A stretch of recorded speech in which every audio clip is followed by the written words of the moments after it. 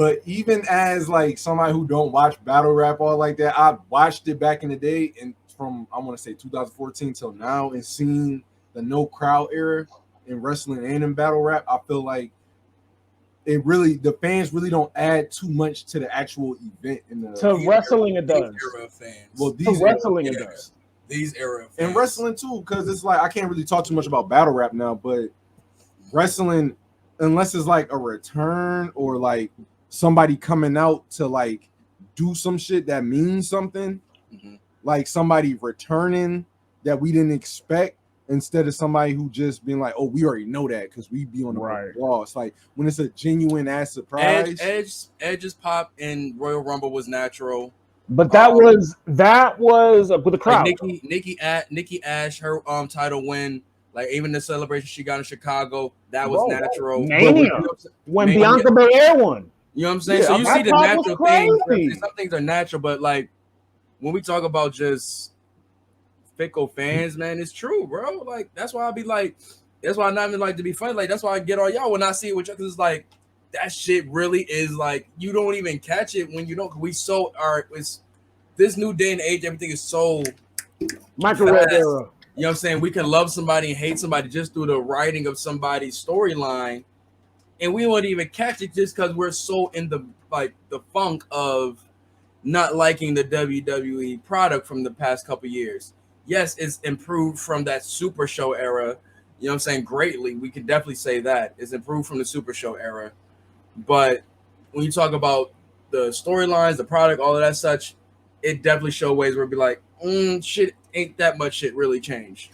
Right. But say that to say, though, when you say like, we want Wyatt chants and such like that coming back, it only shows the fans looking stupid, because it's like, where was that when you had the all red cage match when Seth and them were doing that? Y'all were shooting it down to the ground. How many manias? Braun and Bray down to the ground, and yes, they were whack, but don't say you miss them now though when he gone. They ain't really like It was a bunch of manias what they were booing Wyatt. Not booing Wyatt, but they weren't like really paying attention to his matches. Him and Randy. Him and Randy was they didn't fuck with that match a lot. But Taker didn't fuck with that match a lot. And what I'm about to say could go either way, because it's like the Hell in a Cell match with him and Seth. Mm-hmm. It wasn't even so much that it was him or what he wasn't doing. It was like how they presented it to us. Like first you got this red cell. Cut the lights off. You dim the lights. Which you that kind of supposed to do in the audience. That fucked up a lot too, like visually, aesthetically, a red cage with red lights. So that mean you take over the event? That's not. It's what can you do at that point as a fan, though? Right. What can you do? Be a fan and continue. Like and I don't know, but I don't mean take over the show. Though. I get that, but when they pay for something, if they don't like something. Yeah, but if you're gonna take over that guy's show when they're trying to do their work, you know what I'm saying? But like what I'm saying is the crowd picks and choose when they want to, like, you know what I'm saying? I guess what's where I want to say pick and choose. No, I said pick and choose, but more so. Well, they have their favorites. Favor something like they want. They have their favorite. The person that they like isn't doing something that they don't like, they will boo. Oh, CM Punk chants. We want this. We want that. Every time they're in Chicago. But now that he's gone, you want to chant. Like, come on, son. Because not even to say it was him, because I don't think nothing he did led up to his release. No, unless it was some backstage politics. It was how he was booked. I'm just talking about. How he was booked with the fans doing the we want. And I mean that, and I'm gonna say that because it's like I'm not trying to defend it in no type of way, like the fans. You're gonna do it during Alexa's set too. Come on, that's corny. Yeah, even though we feel how we feel about like them taking a. I mean, she plays a big part in him being expendable, though. I don't think so. She basically took his character. But they like Bray would say, and she would say like, "Yo." They were really like working with that shit together. You know what I'm saying? Now, WWE, that's them like, yo, this your character now, blah, blah, blah. You can't control that. And that's why I'm saying. That's why I'm saying, like the fans acting like that. to me, it kind of opened my eyes to it when you said it but about the Hell in a fans act like Cell. they don't know this shit though. That'd be the thing with me. Because even though it be motherfuckers our age doing this shit, they don't know the business. We're not going to say the F word on here, even though I won't say the first one. Like I won't say. You already know it's predetermined and stuff, but when you put that into perspective, that Hell in a Cell match, you was already dead on arrival. I'm not even thinking about the Hell in a Cell match anymore. I'm just talking about more so. Well, look at how he was booked though. He loses the belt to Goldberg, a belt he probably only had for about a month or two. Now I know he doesn't. The Fiend didn't need the belt. I'm of the opinion. I'm of the opinion that Fiend doesn't need or never needed the belt. He had a big enough character to where he didn't really need the belt. But the way he's being booked through that, you know what I'm saying, losing it to Goldberg, the whole thing with Braun and him and how that ended with Roman just taking the belt from them niggas. Mm-hmm. Like, that's got to leave a sour taste in your mouth if you're Bray Wyatt. No, it does. It does. It really does. Especially when you see, like, the work he put into it, first of all, and then, like, you see all the stop-starts throughout his career. Thank you. You got all of these. You got everything else added to it. Like, you know, like, his dad was in the WWE. His dad and his uncle was in the WWE. Mm-hmm. I forgot his cousin, too. The Flying Wyndhams or something like that. IRS and his father. It's got to do with the crowd taking over a match and taking over a show. WWE don't play up to their crowd enough. Once again, what does that got to take them taking over the show? Well, that's not absolving the crowd of any blame. The crowd acted out of character too. They add blame. That's my main gist. But that's taken away from the wrestlers in the ring trying to do what they're doing. And once again, it takes away from the TV product itself. And obviously they can give a shit about the TV product, but you know what I'm saying, because you said they're live. But for me watching there, it's not as like it's not fun. It doesn't do nothing for me. You know what I'm saying? Like, I'm sorry, like maybe that's just a older wrestling fan in me. You know what I'm saying? Like the best way I know to show somebody you're not fucking with some shit is silence. Right. And that's a rule in battle rap too. They say that in battle rap. If you don't fuck with something, don't boo. Just be quiet. That's the worst thing they can give them. This is sports entertainment. It's not along the lines of battle rap. I get it, the correlations and stuff, but if it's sports entertainment, when you buy a pay-per-view at a football game, I'm not going to be silent there. I'm going to boo the fuck out of the opposing team, and even if the Bills do some fuck shit, I'm gonna boo the fuck out of them. When you buy a pay-per-view, do you know the result? If the whole collective they don't like and they sit there are trying to take over the match and basically chant over the match and say whatever they want that has nothing to do with the match, that's nothing. That has nothing to do with sports entertainment. I got a question for Sue. People out there being assholes. When you buy a pay-per-view, do you know the result? When you're buying a wrestling pay-per-view, whether it be AEW, whether it be Impact, whether it be WWE, do you know the result? No, we don't. You don't know the result, which it's the same. But we can correlate. We can speculate in. You can speculate in any sport. That's what they have. Sports betting. And what do they do? What do they always do when we're like, yo, this is gonna happen because they said it online? What do they end up doing? The complete opposite. Well, happens every time. Not every time, because I mean, Royal Rumble shit and all that shit came to fruition. 8 times out of 10. But neither here nor there, though. Like I said, man, that taking over the crowd shit is for the birds for me. But other than that, man, let's move on from there, man. We had Beach Ball Mania, a light Monday Night Raw. We had Arcade Bro breaking up and I guess reuniting. I don't know. What's soft reunion. It was weird because, and it kind of leads into what we was talking about. What I wanted to talk about with the whole Summer Cena shit. Like, if they're utilizing him on SmackDown, so if anybody's seen the after the off the air video after the RKO to Riddle, John Cena came out and pretty much made them like they all hugged it out or something of that nature, but it was all off air. And then the announcer even was saying like this is tonight's main event or something of that nature. So I guess I'm wondering, is this like how they're going to be marketing the Summer Cena? Like it's going to be like, okay, he's going to be here on Friday Night SmackDowns television wise, but Monday Night Raw is going to be dark matches and shit like that. Like, yeah, dark match on SmackDown too, though. Yeah, he had one right after the last episode, right after it went off air. Well, see, but I'm saying at least he's on TV on there though. He wasn't even on TV for a moment that they at least should have. I'm talking about for Raw. I think the Summer of Cena shit correlates with the movie. Like him being in Suicide Squad being the #1 movie. Fast 9 too. Huh? Fast 9 too. Fast 9 too. So this all came out within the summer. So the Summer of Cena is not so much wrestling wise, but more so they're using his out the ring shit too. I get it, but they had specific dates though. You know what I'm saying? It's like I think it's like a 15 date. 15 city tour date. They milking him for all the limelight he got. Like, are they going to be using him for?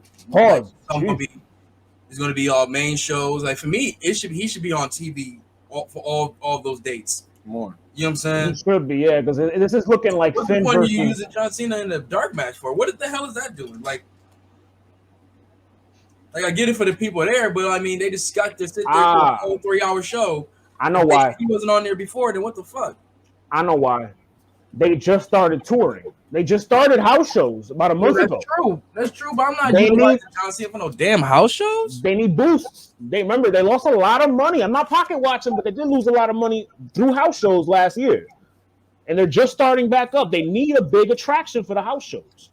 Bro, you got Roman and you got fucking Riddle. Remember, Roman's protected. Roman don't lose. Like, they're trying to make him... Roman is... His character can't afford a loss right now. Whether canon or non-canon. I think they need... I'll be using him for my TV, man. Bringing him in them third hours and such like that. Real. Like, imagine... Third hour bump-ups that they need. Like, I always thought this, like, since he did everything in WWE, it's only like a few people who held... I'm not even sure if it's a few people, but it's he's breaking Flair's record. Amount of people who had every title besides him. He didn't have the Intercontinental. I know, and now I felt like that would have been a good storyline for him to get into the up to the WWE Championship. So he's gonna beat the Nigerian man, huh? He's getting that world title though. He's breaking Flair's record.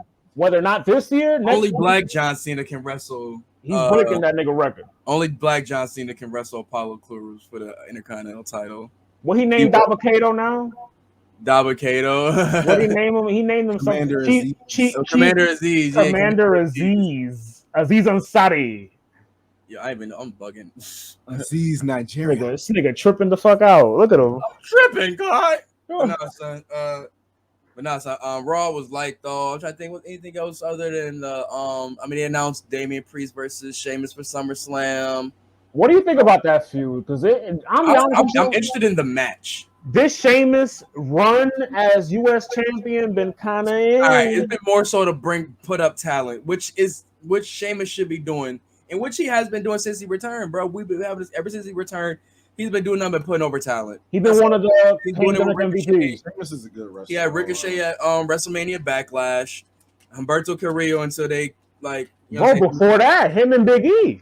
That's what I'm talking about. Post since he went to Raw. But now you got Damian Priest, so he's been doing his job. You know what I'm saying? And I ain't gonna lie, he got. Hopefully, he works with Priest a little bit more. I want him to help Priest get a little bit more, show a little bit more of your toughness on the mic, other than just kind of being just super cool all the time. Yeah. I need to see Punishment Martinez pop out sometime. That's a wild name. And this is the guy who they had tagging with John Cena in a dark match. You would never Punishment Martinez and goddamn John Cena. But also to the Sheamus extent to it, I would have rather it had been Humberto. Humberto is a great athlete. Dale Gas. That's my guy. What? Put that nigga in the cruiserweight division. Watch him cook. Away from my man's, and he went downhill, bro. I'm telling you. Seriously, it was. I don't know what the fuck they about to do with these releases because we heard it's gonna be another big release, and I hate to see more people. They gonna cut a bitch. I mean, they gonna cut a female. They gonna cut one of the defenses. That next one, bro. I swear to God, I think I might shed a tear because fucking money to do what they got to do by now. Then man, these motherfuckers. Nobody. I tell you what, I think they're gonna finally cut. They're gonna cut old girl. They're gonna cut what's her name? Not Valerie K, not Nina K. What's the other joint? What's the joint? She used to be with the Riot Squad, the blonde joint. Liv Morgan. That's they the definitely right not. I know I just said nobody's safe, but I feel like the push that they gave her, and just for them to bring Eva back, just for her to job out, bro. They just stopped her push though with the Money in the Bank. They were supposed to give her Money in the Bank, and they cut that out. Because they were building her up crazy. She wasn't losing. Leading up to the pay-per-view, she wasn't losing a match on camera. I feel you, but I don't think they cutting her just yet. That SmackDown women's division is looking kind of hefty now, and I'm not saying roster is the Smack. Remember how they only had 4 joints on SmackDown? They added a whole bunch now. They got Tony. They got the 2 joints. Shotzi and her partner.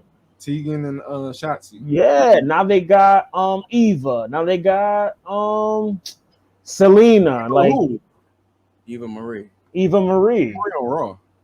Well, I guess he was talking in general. Oh. Nah, I thought she was on SmackDown. Pardon me. But no, I mean, where y'all getting at? I'm saying that Liv Morgan is the next cut. I don't think they're gonna be cutting any more women right now, because if they do, it's gonna be more so like bottom of the barrel type joints. Liv, like Chelsea Greens. I'm not even gonna call her Chelsea Green bottom of the barrel. She was just they ain't even get a chance to use her yet. But nah, what else? Let's see, that's pretty much Raw. Look at Sue's face when you said that. He was like, his face when you said that, you were like, yeah, they just haven't used her yet, and he was like, what? I mean, they have, just like you said, like it was just like, they had nothing for her though. They really did. They had nothing for her. Where do you go if she wins it? They got nothing for Liv. They have nothing for Liv Morgan. They really don't.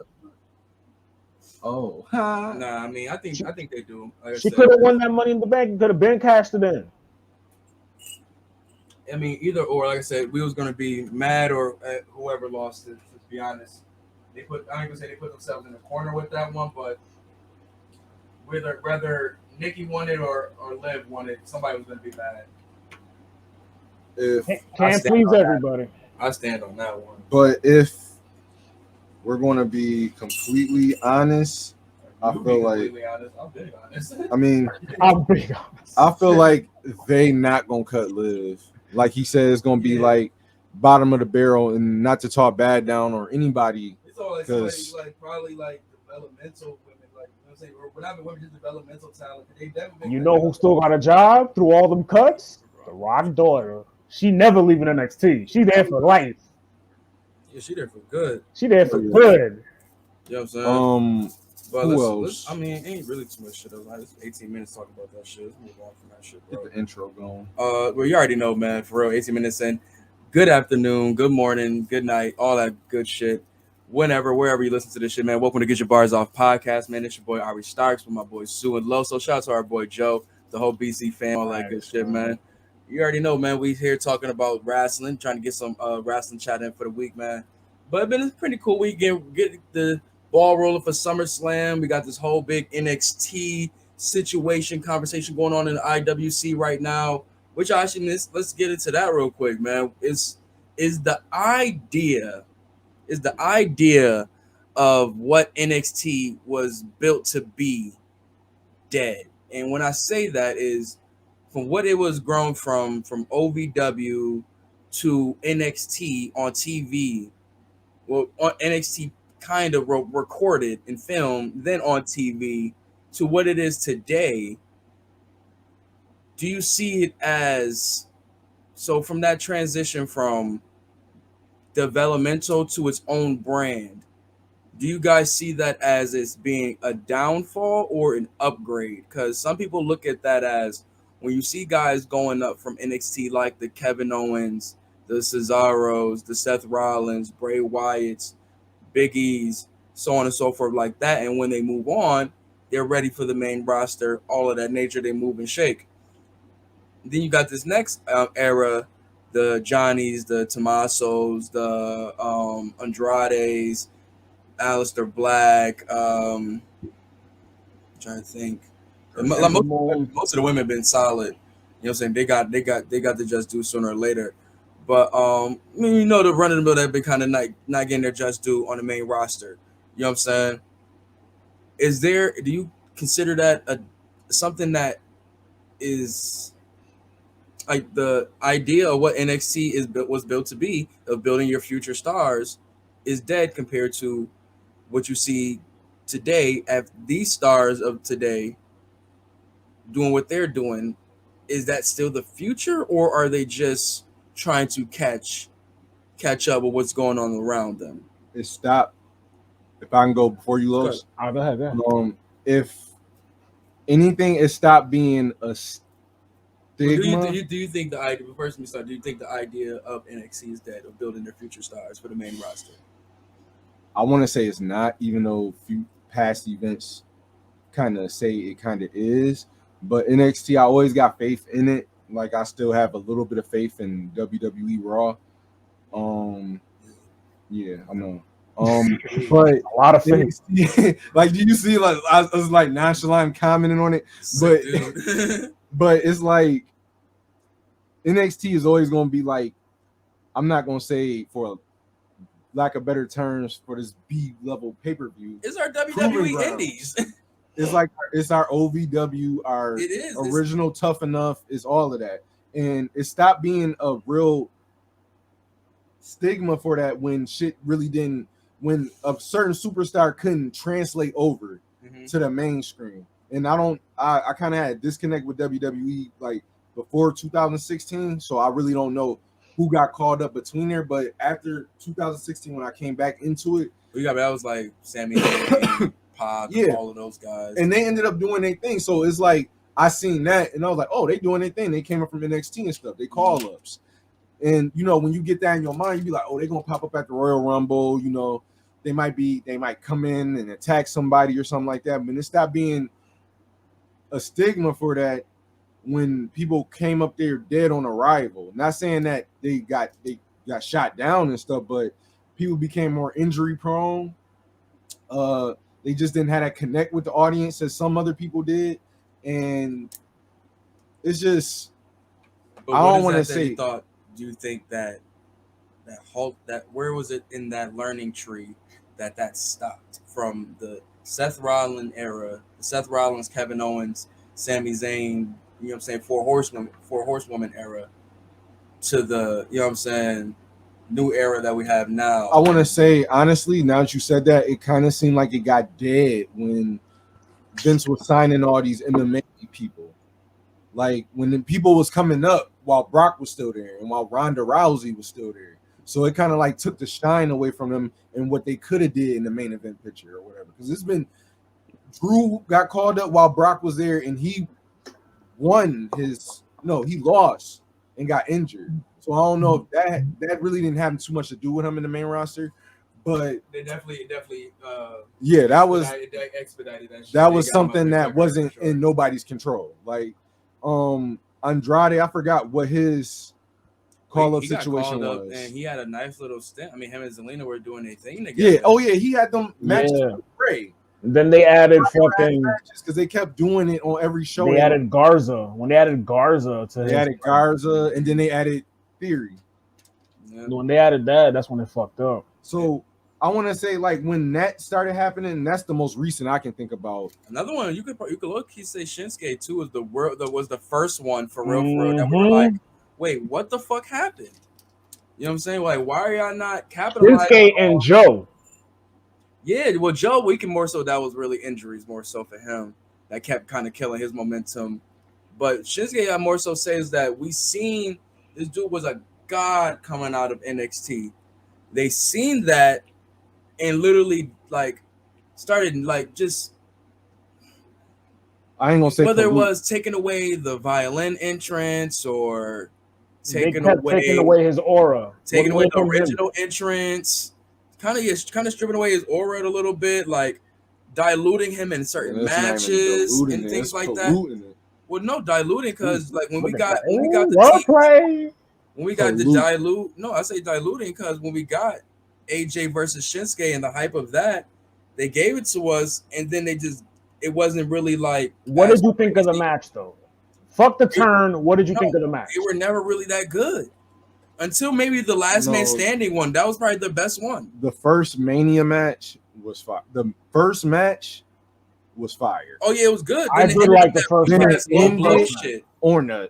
Yeah, the ending was weird. I like the match. That weak ass low blow shit was so stupid, bro. I'm not even mad at the heel turn because Shinsuke can be a fire ass heel. Nah, the heel turn didn't. That was weird. That was weird. But if they did more with it. No, they didn't. You know they did the heel turn last minute because they were scared of making him champion because they were scared of making him champion. Yep, and that was another thing with Andrade because the English barrier. Mm-hmm. But what I'm saying is the heel turn, I know it wasn't warranted. Nobody really wanted to see it, but Shinsuke can be a fire ass heel. Bro, trust me, we know that he came out as a heel, but they fucked. But he wasn't in the space to be one. They did 2 non-finishes with low blows. Bro, yeah, that was a little weird too. That whole feud was weird. You're talking about one of your biggest baby faces coming out of NXT, and you turn him heel for no reason. For no reason. So it's like part of me is like some of these guys already had what it took, and I think that was the thing for me. You know what I'm saying? I think it was like some of these guys already had what it took to do what they can do on the main roster. It's just I feel like the WWE felt like what they were doing on the outside wouldn't work here. And they don't really know that until they see it. You know what I'm saying? Like, yes, I think we see some guys like in AEW as compare who are able to do their own thing, not really able to transition as well over to, you know what I'm saying, a full crowd or something compared to the 1,500 that they would be in front of or something of that nature. You know what I'm saying? Same with NXT. Like when we see, you know what I'm saying, Bayley, like the love that she got in NXT was godlike, you know what I'm saying? And then when it got to the main roster, it took a while to get to that, you know what I'm saying, to get to where she's at, not like say where she's at now, but the success she has now, it should have been there. You know what I'm saying? They forced the title on her. They turned on Bayley early though, because her gimmick was a little too. We're doing weird stuff with her though. Like they were having her do heel shit during like the Survivor Series shit. Like this is somebody who's a pure underdog wrestling fan, as they say, and then they turned her into a wrestling fan. Like when my first introduction back to 2016 was him talking about to me, he's like, yo, she's like the female John Cena organicness, baby face and shit. When you do that to somebody and put something else on them, like, oh, I'm just this diehard WWE fan. I'm Drake. I'm happy to be here. That's like turning Cena back heel in like 08. Why? I mean, that was already on the tide. That was a little. We here. He was getting stale by then, though. Let's say, okay, better yet, let's say they turn him heel like right after Edge takes the title. He was getting stale by then, though, bro. He literally just hit his peak in 06. But I'm gonna say his peak, but he just hit being the top of the food chain. Bro, he hit it when he was feuding with Angle. Remember when Angle was with Daivari and he was feuding with fucking that's like was that like 08? 05, even before the shit with Edge. They were tired of face Cena before that. Bro, I'll say 06 maybe, but like whenever Edge won that, when John buried everybody that New Year's Eve resolution in that Hell in a Cell elimination match, everybody was done with him by then, bro. Bro, like, that powering and then the crazy part, they kept it going. Like he never turned heel. Like this continued. I'm gonna say, I like the new rendition where it's like, Unforgiven. When John Cena won that ladders match, that tables, ladders, and chair match against Edge, and they booed him out the building, bruh. The nigga threw 4 tables off a ladder. They booed him out the building. You talking about that was in Ruthless Aggression era. But bro, this is what I'm saying. Like, if you beat at least he didn't cheat like Jeff Hardy. He didn't. Fuck Jeff Hardy. Not fuck Jeff Hardy, but get him up. Both you niggas don't. Glad you overcome it though. Glad you over COVID, bro. But it's like stay carrying fuck cross, off put your ass in the WWE. Fiend. He lost to the Fiend though. You put that nigga in the Fiend. I mean, he lost to Carrion. Carrion is out here. He could be the new Fiend, low key. They might have cut. Bro, we're not doing that, bro. We're not doing that. Let's not even start that. Well, who's going to be the successor now? Nobody. Like Karrion Kross is Mark Miro mixed with like fucking Ministry Undertaker or some shit like that, bro. Nigga said Ministry Undertaker. Yo, but to answer your question, your prior question, NXT, yes, NXT. I think it stopped when the competition came around. So when AEW came around, that's when it became okay. We need to make this a third brand to compete with this new brand. It's like Vince recognized that most of the it's like Vince recognized that most of his best wrestling matches came from that brand. So he was like, let me say that I'm just showcasing y'all niggas. So let me say that I'm showcasing y'all as talent, boosting y'all up, but in reality, I'm just trying to compete with the new boys up the block. But see, that's really not. That's more so. I said that's more so H. That's more so H idea, if anything. But let's keep it tall though. Like I said, I feel like us as fans definitely got to take accountability for some things. We can't sit here and act like when NXT was going fucking crazy in that 2014 to 16 period, that we was like, yo, these motherfuckers need to be their own brand. Yo, fuck this developmental shit. These niggas can hold their own. And then they finally go live on Wednesday nights. And like, we was cool. Then AEW pulls up and we like, oh, Wednesday Night War. All right. I want to say, obviously, like, but hold on. You know what I'm saying? AEW won it. Let's keep it tall. AEW won that war. You know what I'm saying? They did. But NXT had moments where it looked like they were competing. They were. Like they won some of those weeks. Direct as how we used to see it in our days, but no, definitely not. It was certain times where they would bulk up the card a little bit. If they had a free week, they gonna turn up, vice versa. You know what I'm saying? Like, let's fucking put in your house this week because they got winners coming.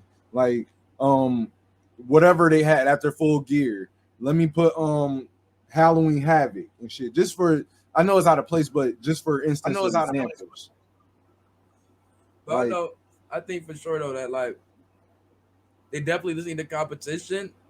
And if anything, it put a spark in the want to make better product, but with just AEW as being so fresh as it was for us as wrestling fans, and then they were doing great things over there. You couldn't help but, you know what I'm saying, watch the product. You know what I'm saying? But I don't think NXT should have been looking at themselves as like we're falling off or anything, because once again, you still have some of the best talent in the world. AEW does not have an Adam Cole. AEW does not have a Tommaso Ciampa. Nah. I mean, I was gonna say Omega. They're not in the same breath, bro. Adam Cole. Are you saying gimmick-wise? Yeah, I'm talking about gimmicks, bro. Like they don't have a Tommaso, they don't have they don't have a Johnny, they don't have a, you know what I'm saying, they don't have a So you're saying they have their advantages. They have their advantages. I'm saying they need to know that they have certain talent that is still like world renowned, like are guys that could be able to as the foundation of your brand. You know what I'm saying? Is this you picking against AEW for the first time? Where would I say I was picking against somebody? You're basically saying that AEW, that fucking NXT has. You know I hate when you do this, but go on. I know. You're basically saying that NXT has more talent. I said 3 dudes. AEW. That's more. That's 3 dudes more than AEW have as far as talent, according to you. According to you, AEW only has 3 wrestlers. Man.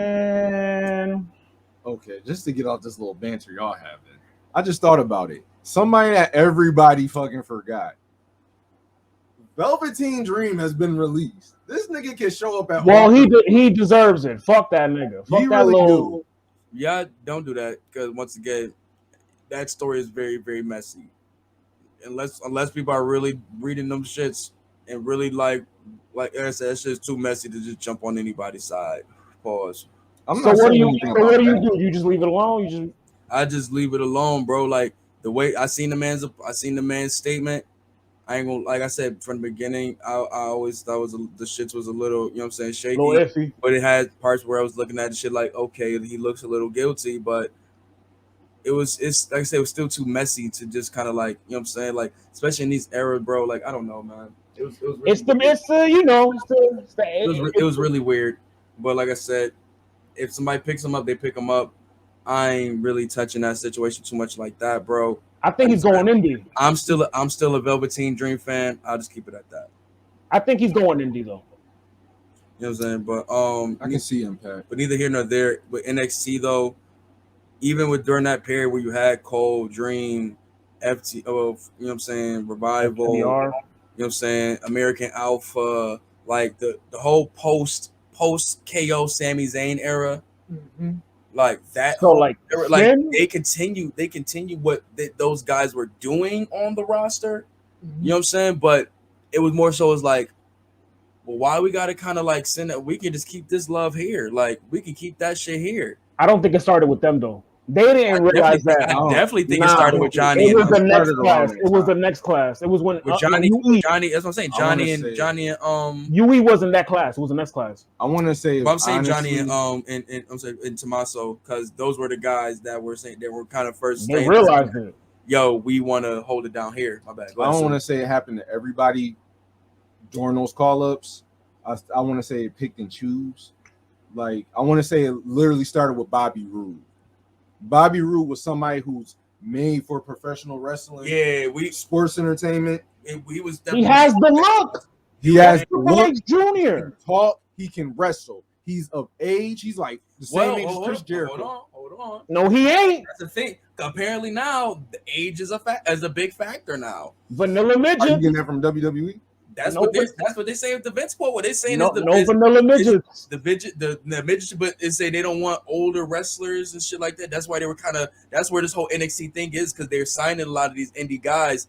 Like AJ came in his 30s. I'm not saying he didn't went to NXT, that's but he was a new crazy, guy. Dog. But this is wild for that. Whoa. A lot of these guys be coming in their mid 30s. You know what I'm saying?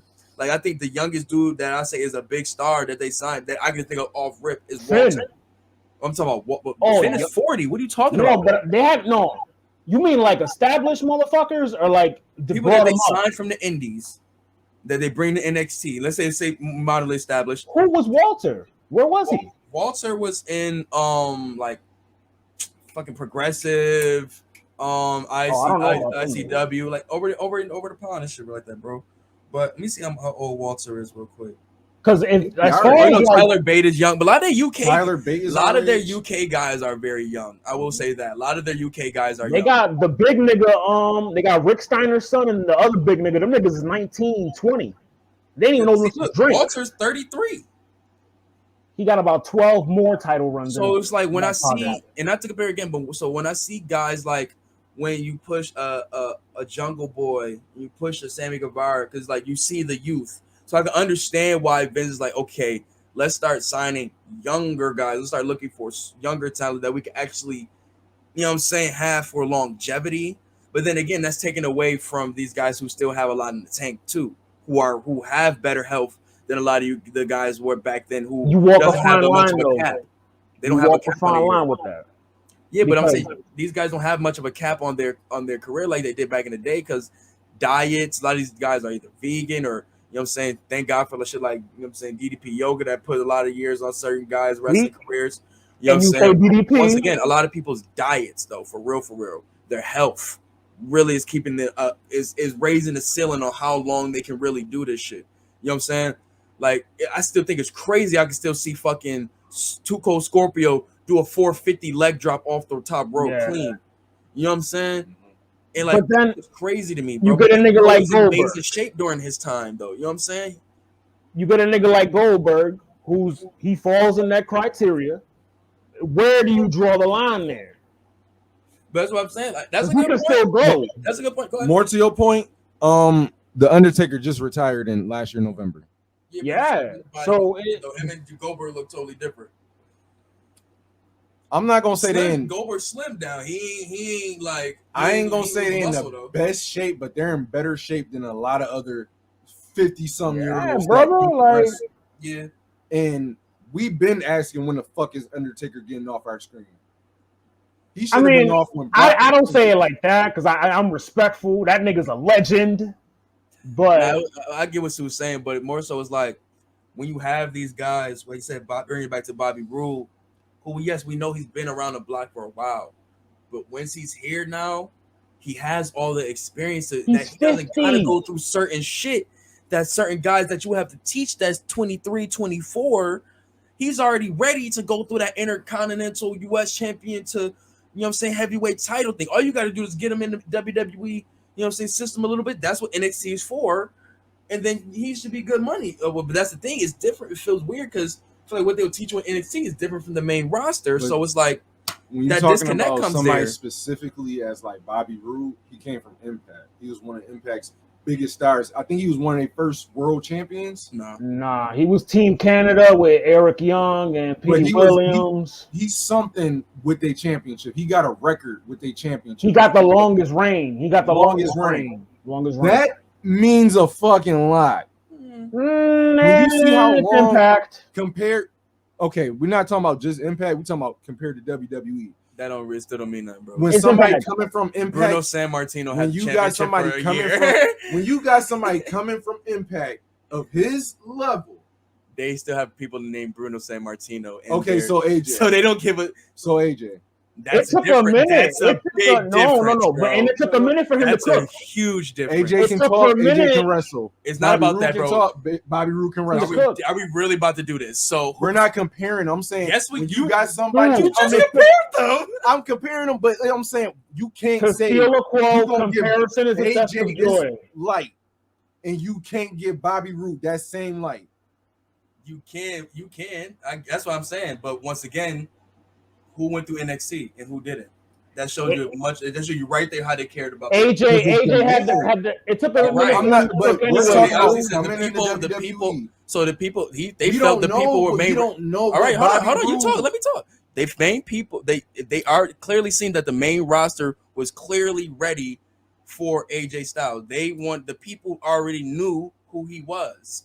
They felt that you would have to, you know what I'm saying, get the people in tune to who Bobby Roode is. We don't, but everybody and they mama knows something about AJ Styles, some way, somehow. You know what I'm saying? Right, because Bobby Roode, he didn't get popping till Impact after he left Team Canada. No, and then he won the title. It was after he won the title. Beer money and all of that. So that was like the later good the years last half. Aces and eights half. Right before the bad years of Impact and such. Aces so he and still got shine, but it's not as much. So it's like the resume to come in is not. To your point, Bobby Roode was a big fish in a small pond in Impact. Very true. AJ can be a fish in a big pond. He can be a shark and swim with sharks. Bobby Roode was homegrown. He went to New Japan too before he went to WWE. He was a shark. He was a shark. He was literally coming straight from Impact. Roode was.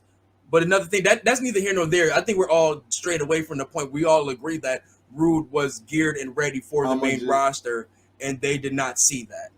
I think it could just come back to the point that you made, and I don't disagree with you. It's just WWE fucks up the talent somewhere between getting there and from leaving NXT. I think that's what we can come to conclusion. It's the higher up.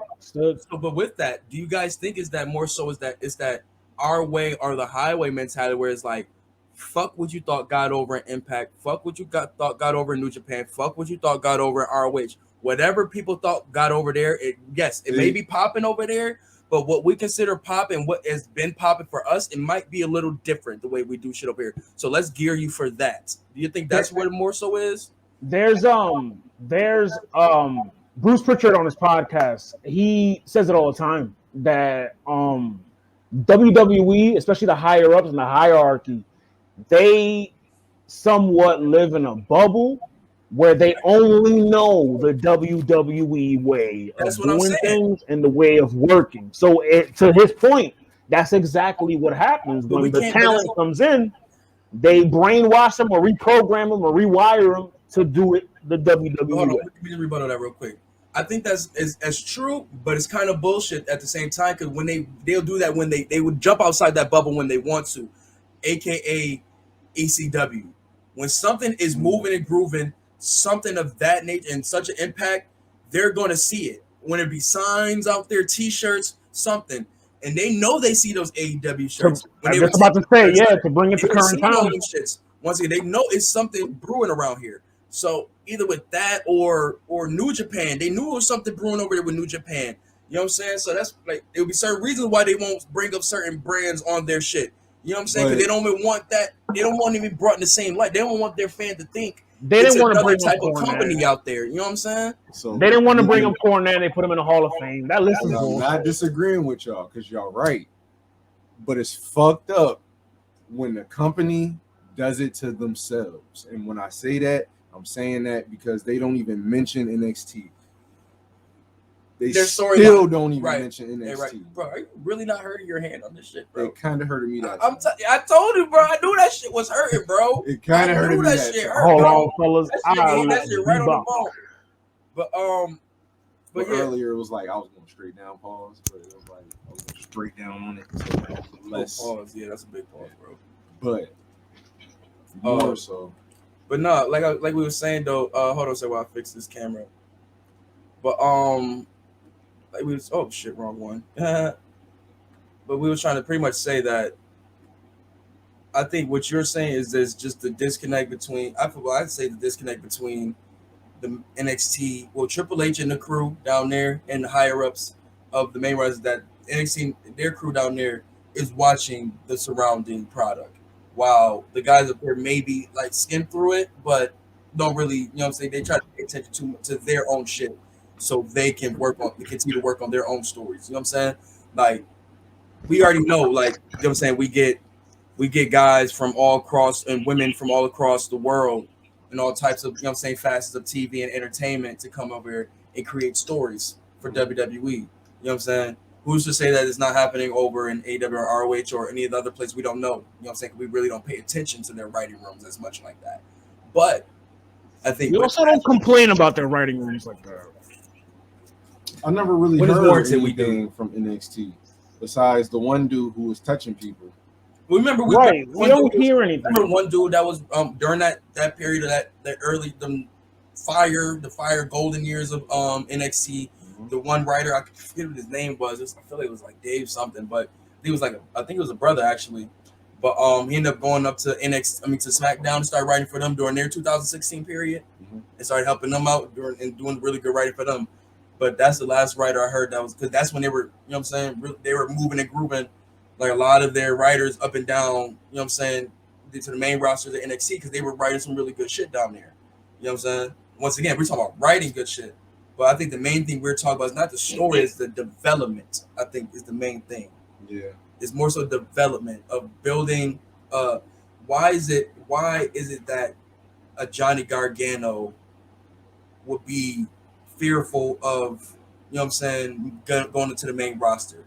And is it because A, of what he's seen before him, or is it B, of just, you know what I'm saying, kind of knowing his character himself and saying like, yo, I know maybe from what I've seen, I won't be able to, you know what I'm saying, flourish how I am down here. You know what I'm saying? These guys appreciate me for the talent that I have, not the build or the, you know what I'm saying, my build pretty much. You know what I'm saying? Because it's literally like, they judge you on your build first. You know what I'm saying? This we get the David and Goliath stories. You see the fucking Hornswoggle stories, the James Ellsworth stories, mm-hmm. or Crash Holly or Spike Dudley. Which those are kind of corny. They do them a lot. They're really recycled. Or when we see Big Show versus Brock Lesnar, or when we see these mammoth size, or you know what I'm saying, the rim breaks. You know what I'm saying? So it's like size matters. Pause. In WWE. Shit. Hey man, get at your man Vince, but you know what I'm saying. But it matters to their eyes because they want an impression to be set on that viewer when they be like, okay, this guy looks like he means what he does. You know what I'm saying? Or this guy, you know what I'm saying, he should be able to beat this guy. But if this small guy does some elusive stuff to get out of it, oh, who is this guy? You know what I'm saying? I'm intrigued who he is. You know what I'm saying? Or vice versa. You know what I'm saying? If you want to just show a dude that's just destructive, like with the Braun Strowman squash matches. We want to prove a point with a wrestler of his size. It made a star out of Ellsworth. Right. But remember, we asked for those back. You know what I'm saying? But because we wanted to see certain talent showcased in a certain way. You know what I'm saying? Outside of them just beating up on the good talent that you're trying to use in other things. But I don't know. I think with just NXT, man, I don't know, man. I think me personally, I'm fine with them being their own brand. I always been fine with that because for me, for what I love from the indies and me being a WWE fan still, I was able to get both of those there in NXT. You know what I'm saying? Because if those guys were always going to be bound to go to WWE sooner or later. It's the greats of the indies. Sooner or later, you know what I'm saying? Obviously, you get guys like the Briscoes. Some don't. Some don't. You know what I'm saying? That probably won't go. But Jay Lethal's never going.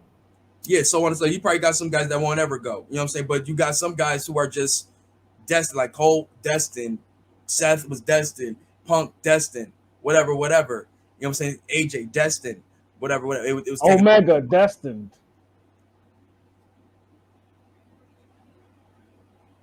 You said who? I give it a year and change. That nigga is going. You said who? He's going. Who? Omega.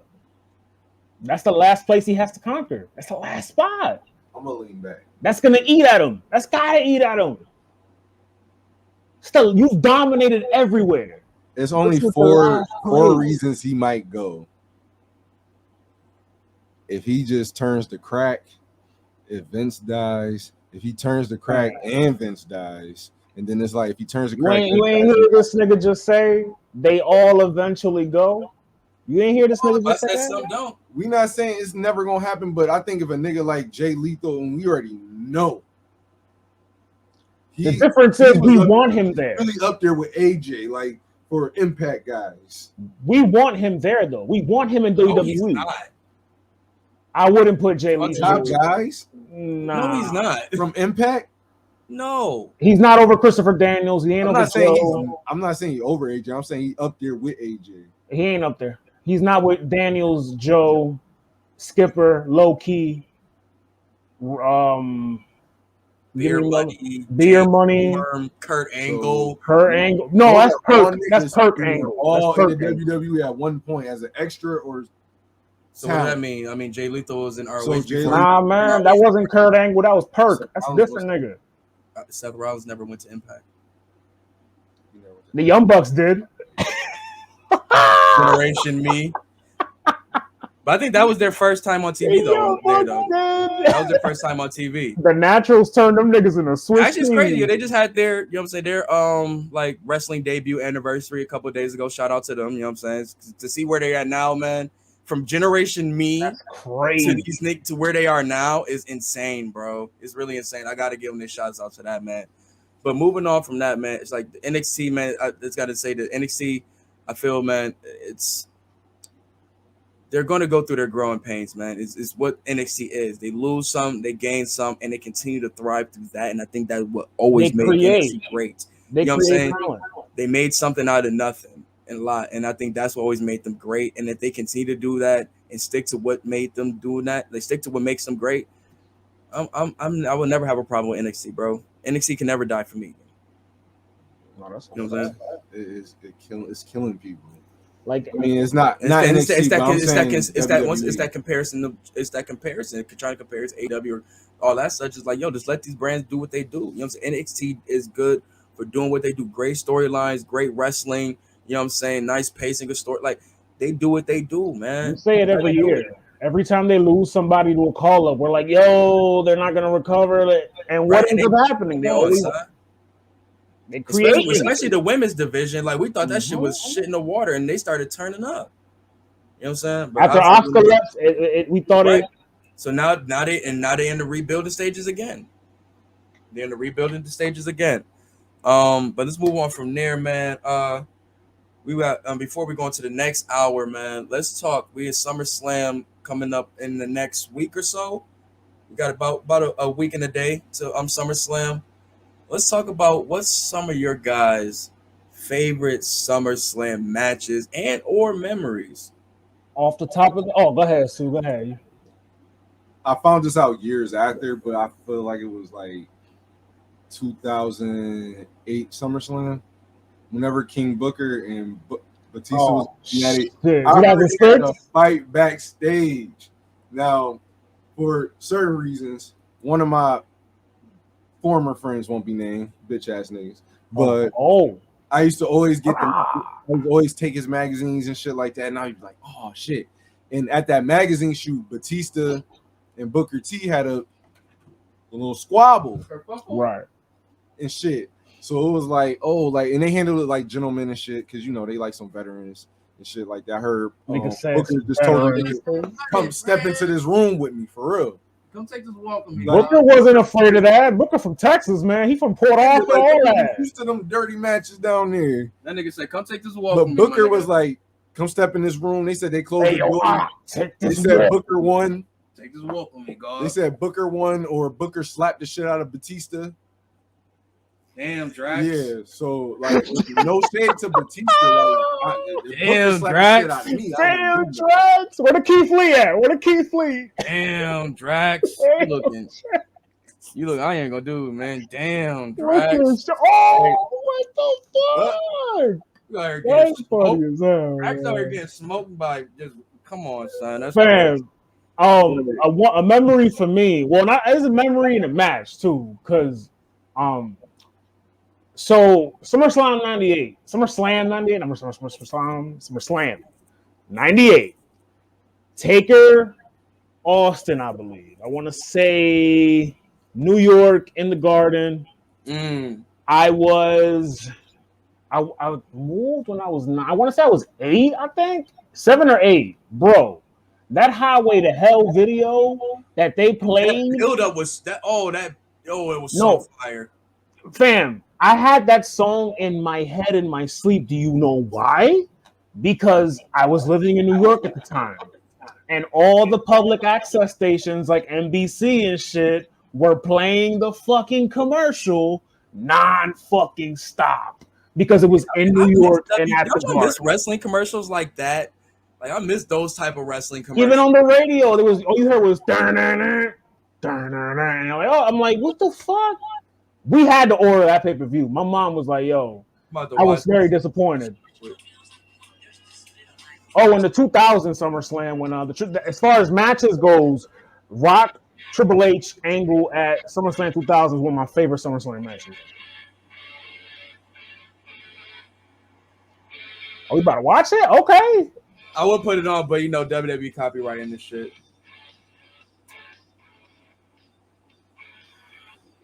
Son, that video had me hyped when I was a kid, bro. And you notice is Austin and Taker choosing up all of this. Yeah, put Highway to Hell on there, brother. We're gonna walk here. We're gonna go Jim, put Highway to Hell on there, I want you, brother. Bam. The Jim name drop his name. The Jim Johnson. You know they was like, Jim, if you don't put anything on there, brother, put that on there, brother. That's gonna get him going, brother. You make sure I walk to the beat of Highway to Hell. You hear me? You know them southern ass motherfuckers love that shit right there. But no, that was definitely. Oh man, I remember doing the rewatch of that. Man, that was such a great build. Because just Austin and Taker during that time, it was just like two badasses going against each other. Like, and the match was shit. That's what always kind of got me pissed off with certain Austin or Taker matches. Like mainly like Taker like stipulation matches. Nah, we never got a good, and there's a story behind that because Undertaker never wanted to, and I think Pritchard, this is all according to Pritchard. Yo, y'all gotta listen to that podcast, man. I stopped after a while. A lot of gems in there. He said after a while, Taker didn't want to lose. He didn't want to get pinned clean by homie. So, because you see, Austin was taking his hype, bro. Remember, Taker was that nigga, and it was the Wild Wild West in that time too. It was the wild. He was the badass on the block. Now Austin's the new badass. He didn't want to. That's why all the matches turned out how they did, because he didn't want to get pinned clean by him. And they cool as hell. You saw he's in this podcast. He's cool as hell, but it's a pride thing, I guess. Like, I don't want to lose to this nigga. Like, I don't want to. One joint for me, man, I could throw in this. I'm just looking through this list. I mean, obviously, off rip, got to talk about HBK and Triple H. That's one of my favorite joints. Oh, man. Like, I mean, come on, that's entire pay-per-view. Hmm? That entire pay-per-view was yeah. Yeah, from that, Brock and Rock. We had the tag team match. Who was all on that card? Hold on. Rey Mysterio. That was 2000, right? That was 2002. 2002. We had the SmackDown 6 all in the match together. That was such a for me, man. From my era, I feel that's the best for that like post, like I'd say for Attitude to Ruthless Aggression, that probably is the best one. That's the bridge, because there's a couple Attitude era niggas in that match. That is. I want to say from Attitude era, because I'll take a New Generation, because New Generation has some great moments in their SummerSlam joints. Like you get Warrior, you know what I'm saying, Savage, like that far back. God. You know what I'm saying? That, but you know what I'm saying? That's a lot of PS, another generations, you know what I'm saying, era that they can that hold hard to them. You know what I'm saying? So that's why I say for Attitude era to Ruthless Aggression. You ever try watching? You ever try like watching them? I did, bro. I liked some of them, like a lot of Savage joints, bro, or like what was a good joint I watched, man? I can't remember right now, but it was some really good joints that I did watch, man. I ain't gonna do that. They were just like, I don't know, like I feel like if I would watch them now, I'd fall asleep. Not no funny shit, just the oldness of it. Oh, let's see. We had on this card, we had Kurt versus Ray. That was a nice little match, 9 minutes. I forgot. That was a good little joint. A lot of people remember that. It was just such a dope style clash. Pardon, I'm thinking Vengeance. I'm thinking there was a triple threat tag team match that involved them niggas. I'm thinking probably I know what you're talking about. But nah, we had that. That was a dope. Ric Flair versus Chris Jericho. I didn't really care about that. But we had Edge versus Eddie Guerrero. Kind of like this was like the end of their like their feuds that they were having on SmackDown, you know, from the ladder matches and all of that shit. So this was the culmination of that. The Un-Americans versus Booker T and Goldust. I remember that feud. But the Un-Americans was a wild fact. I fucked with the Un-Americans, bro. Like I low key did though. Like I did. You ain't fucked with the Un-Americans? It's cheap heat. It's cheap heat. It was. I mean, it was pretty. That's all the shit coming from Heart Foundation. It's great we was talking about Heart Foundation last night, but that's all that shit come from Heart Foundation. Rob Van Dam versus Chris Benoit was crazy. For the title, right? I think I remember that one. And we had HBK versus Triple H and Brock versus Rock. Such a dope card. But the main joints, Brock, Rock, Triple H, and HBK, RVD versus Chris Benoit, Edge versus Eddie, and Kurt versus Ray. Fire. Trying to think, what's some other crazy joints, man? Give me a second. What's some other fire? 2000 and... Oh no! Wait, which one is it when The Rock came back and fought Booker T? 2001, right? Was that one? It had to be 01. I mean, he came back 01. The Alliance shit. Mm-hmm. That one was dope. The build up to that particular one, because it was the whole thing with The Rock. Who was he gonna pick? The Alliance or WWE? Yeah. Nah, that shit was definitely fun. That Invasion storyline gets a lot of flack for no reason. I liked it obviously we knew it could have been better. We knew it definitely could have been better. What was what they had? Right. RVD versus Jeff Hardy ladder match for the hardcore title in 01. That was a fire joint. That was a rematch. You talk about two guys for us at that age was like looking at AJ Styles and Kenny Omega. Like, you know what I'm saying? Like in the sense of hype wise, or like who's your favorite guy in the game right now? Come on, bro. The way dudes go crazy over Kenny and AJ now, they weren't like that for RVD and Jeff Hardy back then. One nigga in my middle school going crazy at all for that nigga Jeff Hardy at the time. Yes. At all. That's we like the big niggas. Pause. The Rock, Stone Cold, Undertaker. You know what I mean? I was the cool nigga like Kurt Angle. Like, nah, man, we fucked with Jeff Hardy, bro. I was doing swanton bombs off the porch into snow. When did it change? When did it change for you? When he started like WWE, when he started like beating like newer talent and shit. Like damn, because you made a complete like. What Sheamus can put over talent, so can Jeff Hardy. No, when they got that nigga to start, like, you know what? Let's get you back on some high shit jumping off. Let's get you the Intercontinental title. Wait, what? Whoa. Well, they say Jeff Hardy, Shane McMahon with wrestling, with just better grappling. Oh shit. Rock versus Triple H versus Angle 2000. Yeah, that's the one I was talking about. That was fire. Oh, Benoit versus Jericho, 2 out of 3 falls. That anytime Benoit and Jericho got in the ring, it was magic, bro. A lot of them like ex-WCW niggas when they got in the ring, it was magic. Like they cooked food. Like they really did though. That was such a fire match. Did you like 99? Who was all on that card? We had Jesse Ventura, guest referee, Mankind, Triple H, Stone Cold for the title was the main event. Rock and Mr. Ass Kiss My Ass match with the fat joint in the middle of the ring. That's all I remember as a kid, seeing the fat joint. But I don't really care about that one too much. Shane and Test. I remember Shane and Test. The Shane match was always crazy. Yo, pull the show. Brett versus Mr. Perfect 91. Even if you just are on some wrestling, try to go back. What month was that? What month was that? This had to be. Let me see. They don't say.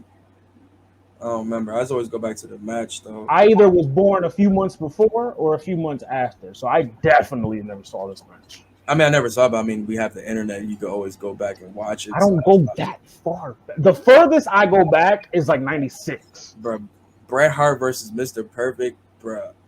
That's just crazy. Gotta watch that shit. Oh yeah, Randy Orton versus Christian. Yeah, I remember that was Randy like Orton and Benoit. Yeah, that was around the times I was watching wrestling, like here and there, like just dipping in, seeing something. Randy and Benoit, man, that was another one. When he won the belt. When he won the IC title, yep. Not the world title. Oh. Yeah, it was a SummerSlam. I thought he won the IC title. Who? Randy from Benoit. What was IC? You sure it wasn't here? Nah, he took the world title that Benoit won at Mania 20 at SummerSlam. Oh, that's SummerSlam. Triple threat. No. He beat him clean. Head up. That's crazy. Yeah, you talking about after. You talking about when Randy won it. Yeah. He won it. Because that's when he became the world title. Youngest, yeah. right? He beat that nigga clean. But that's what Triple H. That's what Triple H turned on him after. He spit on the nigga. He spit on Triple H face with the belt. No, because I guess Triple H was. How did he get that slot in that match? There was a tournament, and he won the tournament. And the entire time in the tournament, I remember this because the Randy face run. I think it's underrated. Low key, because it got stopped so quick. Mm-hmm. The whole tournament, he's getting cheered. No, that thumbs down. What that thumbs down happened, man. Shit. It's like Evolution is playing two sides because Evolution, when they were in his corner, were faces because he was low key getting cheered. Right. That's the crazy part about it. But then later on in Triple H's feud, they'd be heels. So it was a crazy dynamic. Crazy. Now, and another joint, remember, we got Kurt versus Brock before the Mania shit. That was like in 2003. That feud was bananas. You talk about just straight competition. It was like him and Benoit on a like main event level. You know what I'm saying? That was when them niggas was on. That was when Brock was a heel. That was when he joined Vince. Sable and all that. That was around that time. Yep. Yeah, Angle ain't had nothing left after that. But that was such a great match, man. Oh, Triple H versus The Rock 98 for the IC title. I think that was the ladder match. Triple H versus The Rock 90. Was that the ladder match? Yes, with the purple tights. Triple H had the purple tights. My favorite ones, bro. Son. My favorite ones. That design on there is so fresh. Chalk line official. Holler. Y'all need to do that line. Y'all need to do that one right there. I'm still trying to get them edge joints when them drop, but them shits right there. If they do that purple with the white with the puff H on it, it was like a smoky puff. It was a smoky puff H right on the buttocks. Pause. Right on the buttocks. Boy, it's crazy. I got a Rock shirt on saying this. But that even their feud in that 98 period was so fire for the IC title. Shout out to Biker Shorts H. Yo, remember that's when he got the water in his face and shit. Yo, them niggas was wildin', dog. The Rock and Triple H, their feud goes through years. They knew the assignment. They understood the assignment for sure. Yo, we gotta go out there and do this. You feel me? Like we mid card in the motherfucker right now. Nigga. We gotta turn up. Bro, it was the Wild Wild West. They wasn't banging. They wasn't. Triple H, Stone Cold, and The Rock were not banging around. Yeah, but once again, you know when it's time, old school mentality. Yo, we gotta do this, and this to get each other over. You got your crew, you got yours. You by yourself. All right, cool. We come together, make it shit work. You know them niggas make the story work, though. You know what I'm saying? Their spots were threatened every week. I'm talking about their feud, though. Their feud specific to help each other. Oh, I'm talking about backstage. Like I ain't talking about. I'm talking about H and Rock's feud. You know what I'm saying? So we know, like they passed after that. It was some rocky shit. You know what I'm saying? With the whole, you know what I'm saying, DX Rock shit, whatever. But when them two got together at any time, they made magic, bro. They made magic. What else we got on here, man? Some good joints, man. Oh shit. Fucking was this the rematch? Punk and Cena with Triple H as the ref. Oh, Daniel Bryan versus John Cena. That's another one. That match is fire. Yeah. You understand that because he broke his nose. 2013, man. Triple H heel turn. What about 06? Edge versus Cena. If Edge wins by disqualification, he loses the championship. And he ended up winning it, and that's what led to. Yeah, in Cena's hometown too. Of Edge. In Cena's hometown. Oh yeah, so that was a whole father angle and shit too. Yeah. Real. Oh, speaking of Edge, we got Edge and Taker 08's Hell in a Cell, classic. Oh, that's classic county right there. Was that the spear through the cell? Well, that was the last ride through the ring. But I think he speared him through the cell also.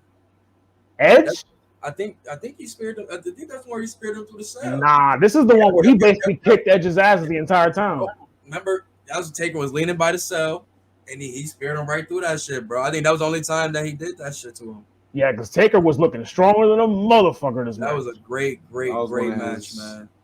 Better years. Oh, better TLC. years. How can we forget that? TLC 2 or 1? The first one, bro. I didn't like the first one. The best one is the initial one, though. But you can't that's the, you know what I'm saying? Like that was the one. That's the grandpapa. Yeah, you know what I'm saying? That's the OG. Like, you got to talk about that, man. Like that was a crazy fucking. Them three niggas.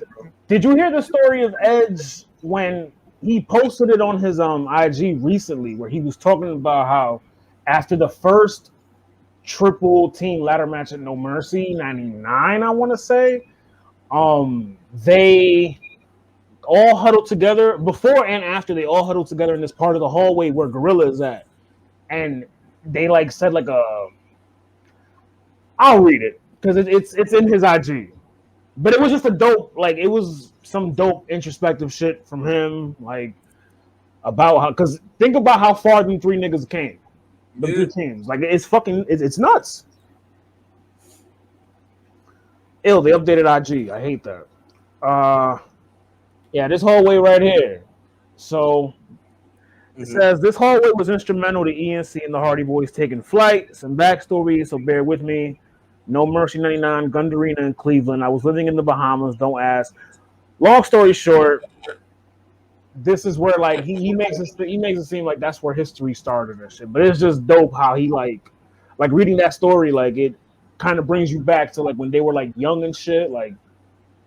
putting on. Like now they you gotta wince when they do shit like that. Bro, it was like once you get like you said, it was the Wild Wild West, and people were have to be creative. You know what I'm saying, to get TV time. Triple H gave them his bonus at Mania. Did you hear about it? He gave him his pay-per-view bonus to them three to. I think it was WrestleMania 2000. He gave him his bonus. He's like, nah, y'all deserve it. Y'all stole the show. Fire, bro. That's fire. That's dead fire, son. But yo, I ain't gonna lie, but I was pissed that Edge and Christian won the first one. Like, I definitely thought the Hardys or the Dudley should have won that shit. I'm surprised they won. Like, they've won the first, the second. They're undefeated in TLCs. I think, right? The ones they've been in.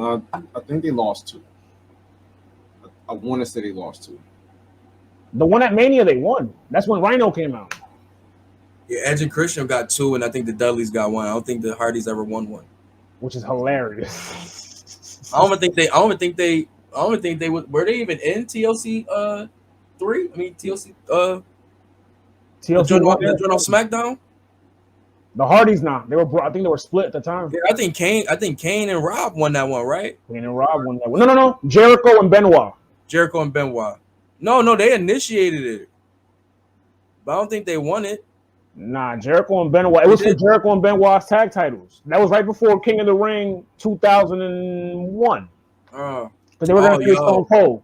We forgot about White Jesus, Seth Rollins versus John Cena 2015. The double champion. Or broken nose shit. I still got that figure, bro. That's that nigga crazy. Face is so fucking. The Power Ranger, the white Power Ranger, Seth Rollins. Nah, it was just his pure white and gold one. This shit a little thirsty, but nah, I got that shit still in the box, God. This is my favorite Rollins shit, bro. White Power Ranger Seth, man. That shit fire, dog. He came out looking like goddamn Easter Sunday on that day. Imagine what he pulls up with this year. Like, he's definitely getting clean on SummerSlam. But nah, straight up though, this match was fire though. Like, this is one of the first time I was like, okay, Cena he can really mesh with some of these newer guys. He's putting talent over. Not putting the talent over, having a good ass match with these dudes though. You know what I'm saying? We seen it with Punk, we seen it with this, we see it with AJ, we seen it with you know what I'm saying, Lil Daniel Bryan, KO. You know what I'm saying? Like, he works really well with the new fire niggas, like for real. Then he faces Baron Corbin and he beats him. And then we speak up. AJ Styles and Cena, you know what I'm saying? Them after Money in the Bank, they have to join that SummerSlam, the rematch. And that was the best match of that year. The best match of that fucking year. Them niggas cooked food. And that was the one, the Money in the Bank, you know what I'm saying? The club had interfered. Mm-hmm. But this time they were just able to wrestle it out straight up. Yeah, that was the best one. That's when he took the wristband off and he sat there like tight. But we get perfect chance. And speaking of, you know what I'm saying, innovators, we get HBK versus Razor Ramon, you know what I'm saying, in the initial ladder match in 95. Like, SummerSlam is, there's a lot of innovation here, man. That's dope to see shit like that, man. Stone Cold getting his neck broke by Owen Hart. SummerSlam 97. You would bring that up, you stupid. Didn't somebody die at a pay-per-view? Over the Edge. That was Owen Hart. Owen Hart. Ooh, how y'all rank? Ooh, I forgot about this. Brock Lesnar versus Braun versus Joe. SummerSlam 2017. I remember y'all niggas went crazy for that match. I don't know. That was a crazy ass joint, bro. I don't know. About 5 months ago, neither of those men were in WWE. Stupid. Oh, that's fucking crazy. That's crazy. They're not in WWE no more. None of them were in WWE about 5 months ago. But wait, no, let me stop. But I mean, definitely comment. Let us know what some of y'all favorite SummerSlam matches and moments and stuff for y'all in y'all memory, man. Let us know, man. We definitely I can't wait for SummerSlam, man. Like, when I was a kid, it was like a weekend thing. I can't wait for that match, man. We definitely gonna be doing we gotta do our predictions probably this next show, Monday or Friday show. By Sunday. Friday, I think the episode because the SummerSlam will be that Sunday. This coming Sunday, right? No, I'm saying SummerSlam is next Sunday. Next Sunday, I mean. It's the Is the it 20? The show after that. Or am I bugging? So our predictions will be coming soon, pretty much. After the go home shows, after Friday Night SmackDown go home show, the 29th. We'll be doing our predictions. So for sure. But let's move on, man. Outside of wrestling, let's go into battle rap world, man. We got SM11, Summer Madness 11 of them things. You know my nickname for this card is SM11. Yo, but Summer Madness is it's 11 of these joints. We almost said SummerSlam. Almost there, bro. But think about it, bro. It's really like in the same ilk, though, low key.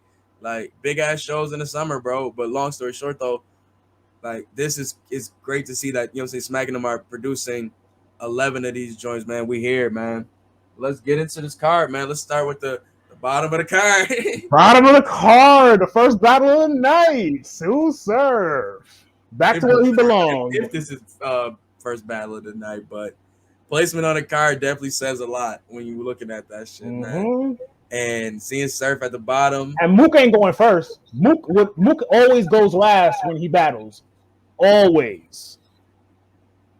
I'm just saying, even at Total Slaughter, he went last over Hollow and Button.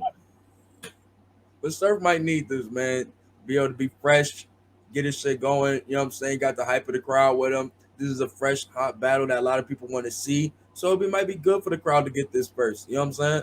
What do you think? I'll be honest with you, bro. I think John is gonna clean Surf the fuck up, and I'm gonna tell you why. Clean him up. I'm gonna tell you why. Has somebody clean Surf up on URL? Charlie Clips. That's I'll give you that one. But that was how long ago? T-Top. Nothing. Shout out Chris Unbiased. He did this Surf battle record. Also, Unbiased, if you watching, Surf pull 30 up, nigga. Rock. That too, but Surf 30 Rock. I don't want to hear this Rock 30. Yeah, that's crazy. That's nuts. But anyway, with John is one of the best anglers in battle rap. Yeah. Is it safe to say that? You know, we saw we did to Jack Boy. I consider one of the best. Okay, so what, like, Su.Surf has so much shit. He has so many angles surrounding him that you give all of this to John, what he can cook up, never mind the fact that he can rap better than Surf. Oh, I doubt that. He can. There's a reason why John to me is the Tim Duncan of battle rap. He's a big fundamental. He can do it all. I don't think his freestyles will be reaching almost 3 million views. Surf, no, in the ring though. I'm talking about. You just said rapping. Rapping in battle rap, battle rap. Okay, all right. We have to. The definitions matter on the Get Your Bars Off podcast. There was an episode we referenced that. Go back in the archives for those listening. You heard. I think John is just more skilled, and I think also Surf has an album coming out this Friday, I believe, right? Yeah, no, next Friday. If it's getting ready to come out, that shit's done. Next Friday, you gotta have your shit. You gotta think the last time he put out an album before battle, what happened? No, he was working. He got clean. No. Let's get it cleared. He was working on an album during those times. Album wasn't out. So make sure You Kill Me didn't come out before the Lux battle? About a month before. Yeah, but if this shit is literally like you heard it's about to come out, like, so shit is done. You got the track list and everything. You know it's done. And we knew Make Sure You Kill Me was done too. Like, and but he didn't blame that on the album. I'm just saying, like, Surf is known to not take shit serious. We know that. Yeah, I understand. John is not Geechee. So Surf is not going to give John the same kind of performance he gave Geechee. But do we know that? Do we know Surf to take battles that he knows are people that he battle? Do we know Surf to take battles against people he feels can kill him? Outside of Reed, always. Outside of Reed, because that was yeah. So with that saying, do you think that he's not going into this John battle with the possibility feeling like, yo, I can get killed in this battle. And this might mean something. Okay, well, he also went in with that mentality with Rum, with Verb, with fucking T-Top, with Suge, with Clips. Like, bro, the list is endless. I don't know about this one, bro. Right? Versus Calico. Right? This was a little different, bro. This is a little more personal. Hold on, get your prediction off. I'm gonna use the I feel when it gets a little bit more personal for Surf, you get the battles like him versus, you know what I'm saying, Hitman, or him versus Geechee, or such on and so forth. You know what I'm saying? When it feel like, you know what I'm saying, somebody can literally get him out the paint, I feel like that happens. You know what I'm saying? But he has his points to really feel like to not have confidence in Surf in this battle. But knowing the stakes of this battle, I feel Surf is gonna come with. I feel like he should come with 3, but should I say I feel he's gonna come with 3? I believe he will. But do I know John's gonna have 3? Do I know John is coming in for the kill? Yes. You know what I'm saying? That's definitely not nothing to play with. I know that for a fact. Pardon me. One of my favorite top tier guys. I just feel like Surf. I feel like they doing like him, like they doing a little justice like Brock Lesnar did that one day. He just ran in that WrestleMania and was like, I'm kicking the shit off without him actually doing that. But he kicking it off. And you know why they did that? Because they don't fuck with Brock like that. Just like, you know what I mean? We the people don't really fuck with Surf like that. We know what he does. We've been doing lately. When the last time Surf wowed you with a performance besides Geechee? Prior to Geechee battle. Prior to the Geechee battle. Yeah, I'll say the Geechee battle.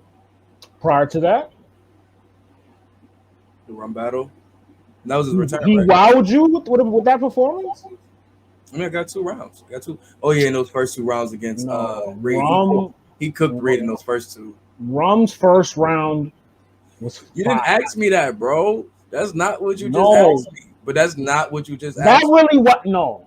You did not ask me that, bro. What Surf did against Geechee, that performance, that 3 clean rounds, angles, all of that. So you're saying he had 3 clean rounds, or was I wild by the bars? What are you asking me? I'm asking you, when's the last time he wowed you with 3 complete rounds? So I had to be wild. He didn't have that. He didn't have. So I had to be wild by him finishing his rounds. No. Well, yeah, kind of, yeah, because nowadays, because he can't even give you 3, he'll wow you with 3 whenever he does. But what was I saying after the Geechee battle? He gave us 3. Like, he gave us 3. In the Rum Nitty battle, yeah, he wowed you, but he only gave you 2. He hasn't given you 3 complete rounds. Did he lose to Reed? Well, I mean, not there. There's a debate. To Reed. It's debatable. They say it's debatable. Did he lose to Reed?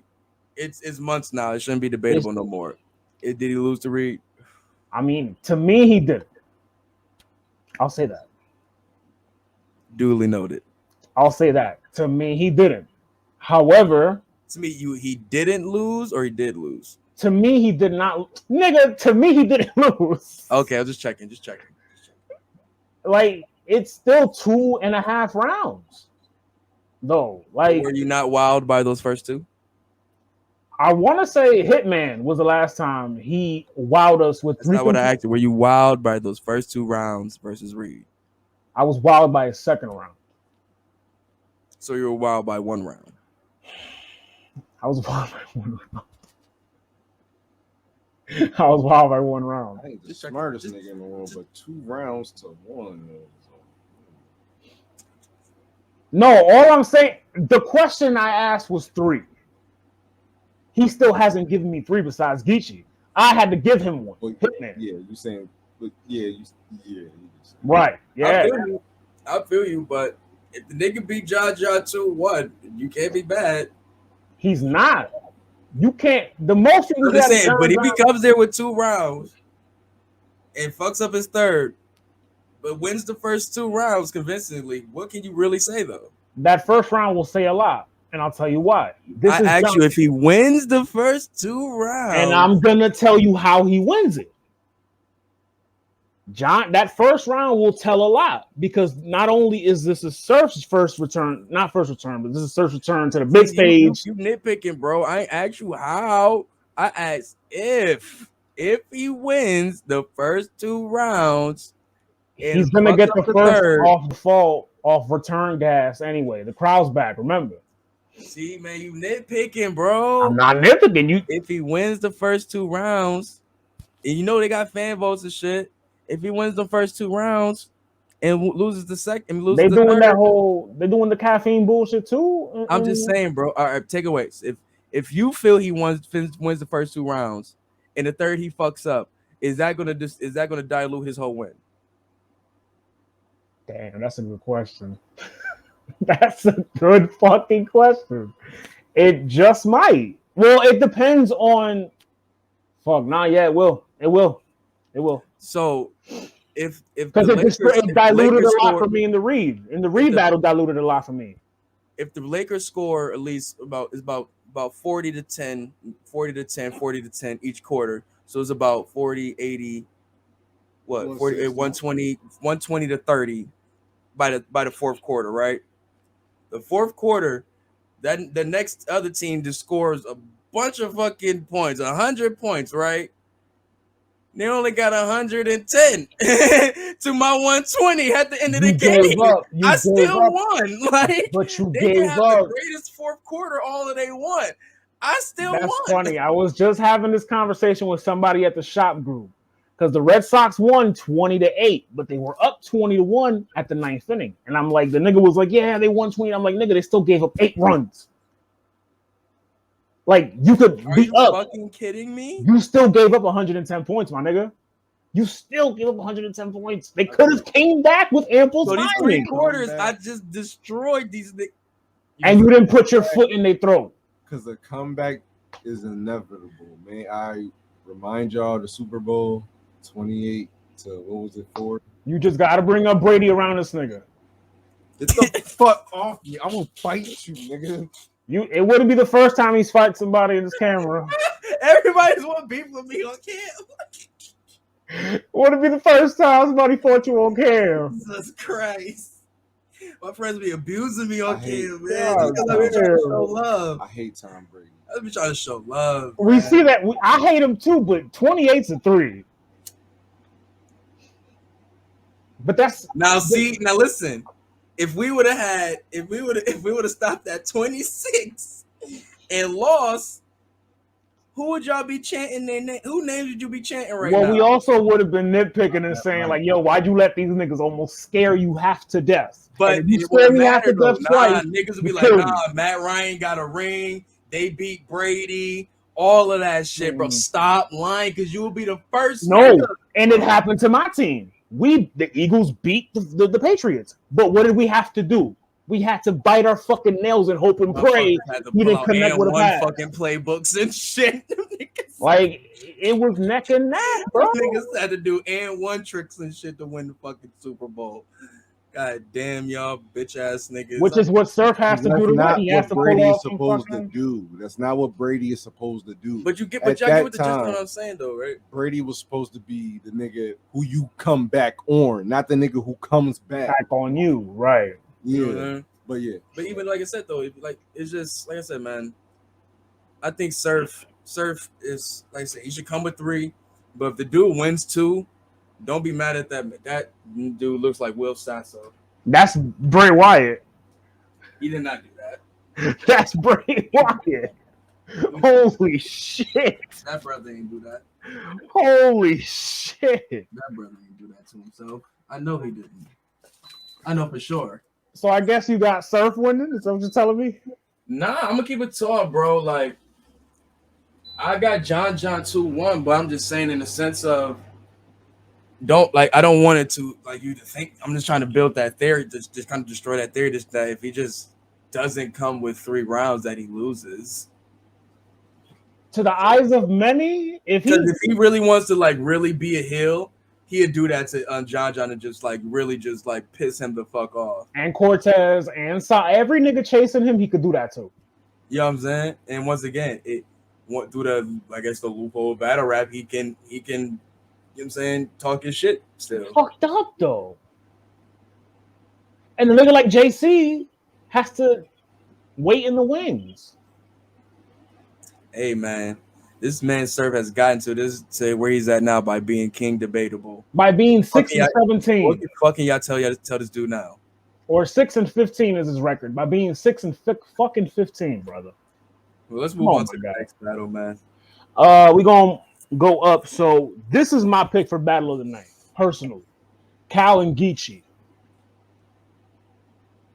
If we get the Cal that battle Hitman, oh boy. Oh boy. Yeah, that was dope. That was a dope Cal. Definitely, I feel like we definitely gonna get a lot of dope storytelling, just seeing how can I say it? Just really seeing like why these dudes are, I would say more so like loved for, but you can see their attributes, you know what I'm saying? It's a great style comp, like I want to say clash, because they have a lot of similarities, you know what I'm saying? Mm-hmm. Like the story, like I said, the storytelling, the imagery of, like, you know what I'm saying, talking about where they from, the picture painting and all of that nature, you know what I'm saying? I love what Cal was doing from a pup to where he's been doing it now. You know what I'm saying? That sandwich bag bar. He's evolved, you know what I'm saying? And Geechee, you know what I'm saying, from him being like a great, you know what I'm saying, storyteller to adding more punches and freestyles and all of that nature into his rhymes, like it made him more lethal MC. So it's really up in, I won't say up in the air, because I would say I got Geechee winning this, because I feel he has a little bit more to bring to the table as for, you know what I'm saying, attacks to win.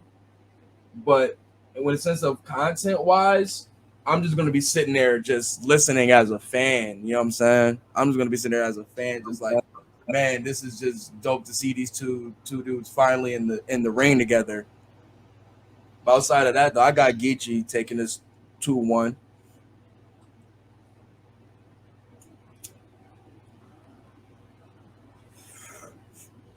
Loso's he's going through the matrix right now. He'll be right back. A little Inception is going on right now.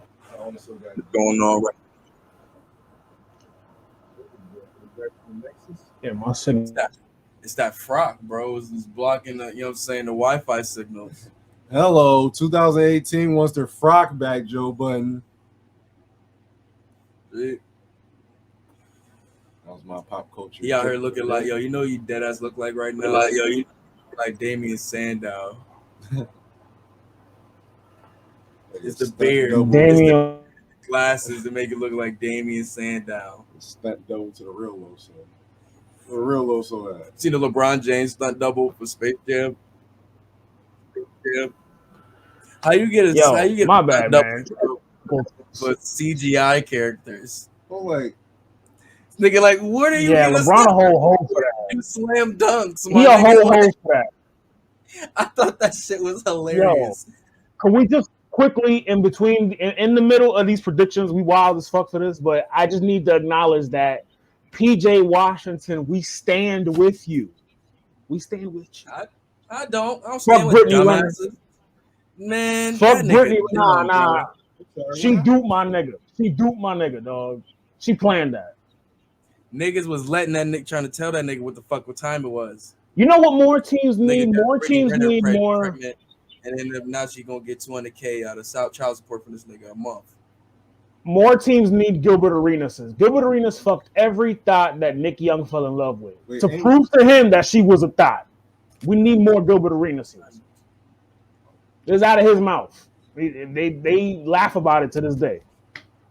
Nah, son. But back to this shit, because, man, that nigga dumb, bro. He knew better. But stand with that nigga, man. Poor him. Pain. No, poor him. Pain personified, for pain sure. Personified. That's a fact. 18 years of that too. Let's give my man his due diligence. Pain. What? Pain. What's your name? Pain. I'm trying to tell you. But nah, son. Was that Nims? I don't know who the fuck on the side. Yo, Gorilla Nims is out here. I don't know who that nigga. That nigga was too skinny to be Nims. But what was we saying? What was we Cal at? Geechee? Cal Geechee. I got Cal 2-1. Got Cal 2-1? I got Cal 2-1, man. Word? I think this Off is Geechee off the UM team? This is the one, and I'm gonna. Rum and Hollow didn't look the way it looked on the first watch on the app. A lot of motherfuckers are saying Rum wasn't the best Rum, and that Hollow took those last 2 rounds. What the fuck does that got to do with Geechee Gotti? Now listen. Rum and Geechee were the final of that tournament. Rum obviously showed some wear and tear in the Hollow battle. Geechee's about to show some too. But it's more space and time between the fam. This is the one that Cal want though. He's been calling out Geechee for a couple. And who shows more consistency between a long span of battles, Geechee or Rum? Cal hasn't looked bad at all. Geechee or Rum? Who shows better? Who shows better? Geechee, of course, but at some point, Goods, he didn't look that good in the Goods battle. No pun intended. Or the Verb battle. Verb beat him. I have Goods and Verb beating him. Word, but he's battling Calico, and that was what 2 years ago. The fuck that got to do with it? Because that's old as fuck, bro. Like, what no, the fuck? But that's showing you that this little run that he's on, he's lost a couple. He lost to big niggas like Cal. But the thing is, you say lost, but yes, he's won a lot too. But against top tiers, Geechee still hasn't proved that he can win. That's been a stigma against top tiers. He's shown he didn't win. So he didn't go crazy versus Shine. He didn't go crazy versus Ars. He lost to Shine. He lost to Ars. He lost to Sir. Not lose to Ars. Keep going. He lost to Rock. A lot of those battles are very, very debatable. He lost to Goods. He lost to Rock. He lost to Rock. He beat him. He beat the shit out of him in that first round, and Rock took the last 2. It's a debatable battle, but he lost. When was this Tay-Rock battle? Y'all talking about Tay-Rock? It was in Philly. No, he said when was it? Doesn't matter. It proves my point. He doesn't win against top tiers. Cal is a top tier. But you're saying it like just because he lost that battle, that means he's going to lose this battle. Like he's had time in between the UN battle and this battle. Can you let me push this fucking narrative? Can you let me push this fucking narrative?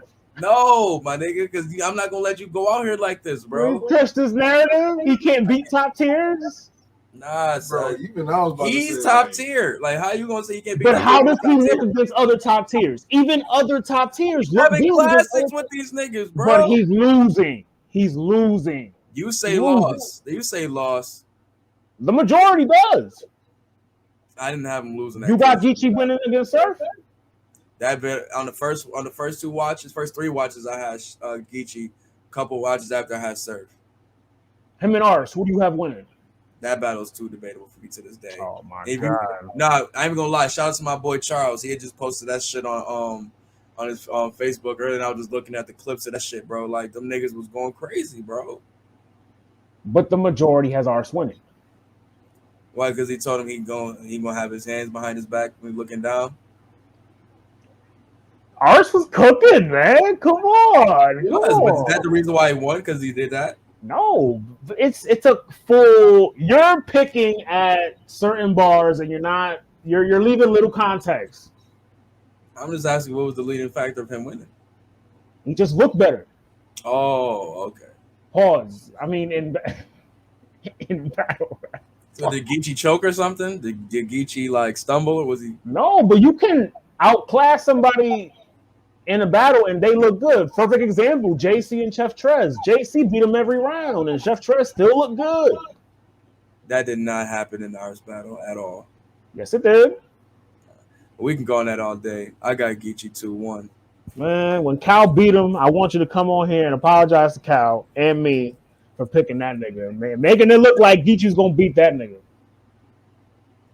All right, bro. What's the next one? Oh, Kayshawn and Hollow. There's only 4 battles, by the way. Well, 5 with the final. I mean, I would be excited if this battle happened before the daylight and shine build up. You know what I'm saying? Started to be intriguing, but I mean, I guess, you know what I'm saying, they playing around with that shit, so Hollow and Shine, it finally goes down. I don't think Daylight wants to battle Shine anymore. I mean, he just called him out on fucking RBE. What are you talking about?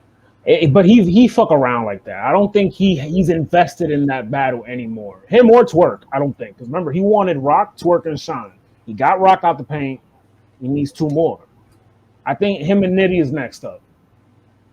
Oh no, man! Shit, that was supposed to happen. He said he even want to battle him. Like that's what I'm saying, bro. I don't know what's going on with that shit. That bro. Drake card is looking spooky, man. I guess they left off a lot of names here.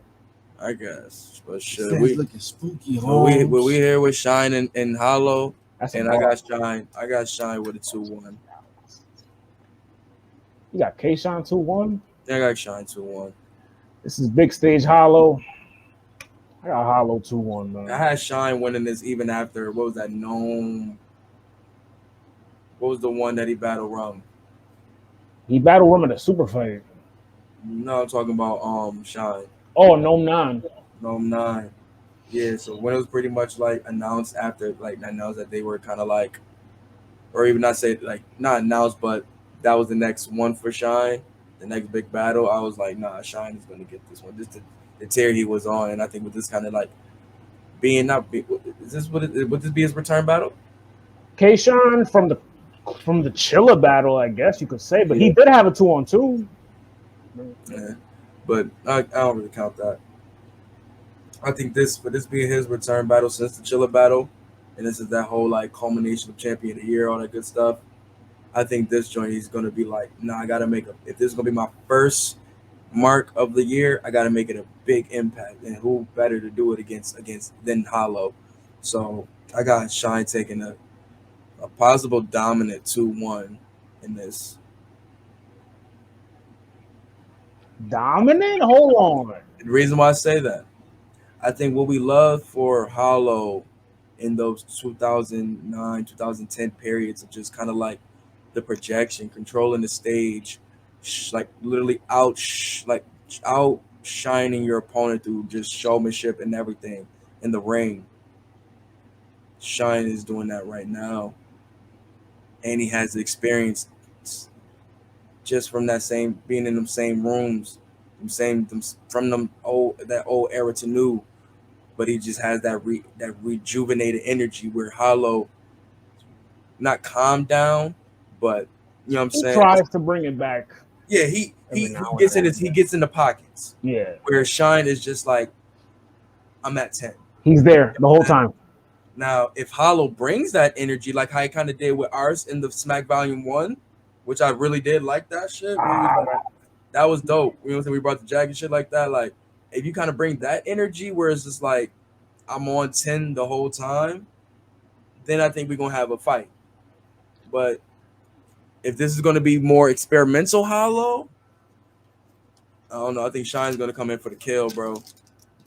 I think what Hollow benefits from in this battle is that this is on a big stage. And I'm not, what I mean by that is him and Rum Nitty was in a small room kind of with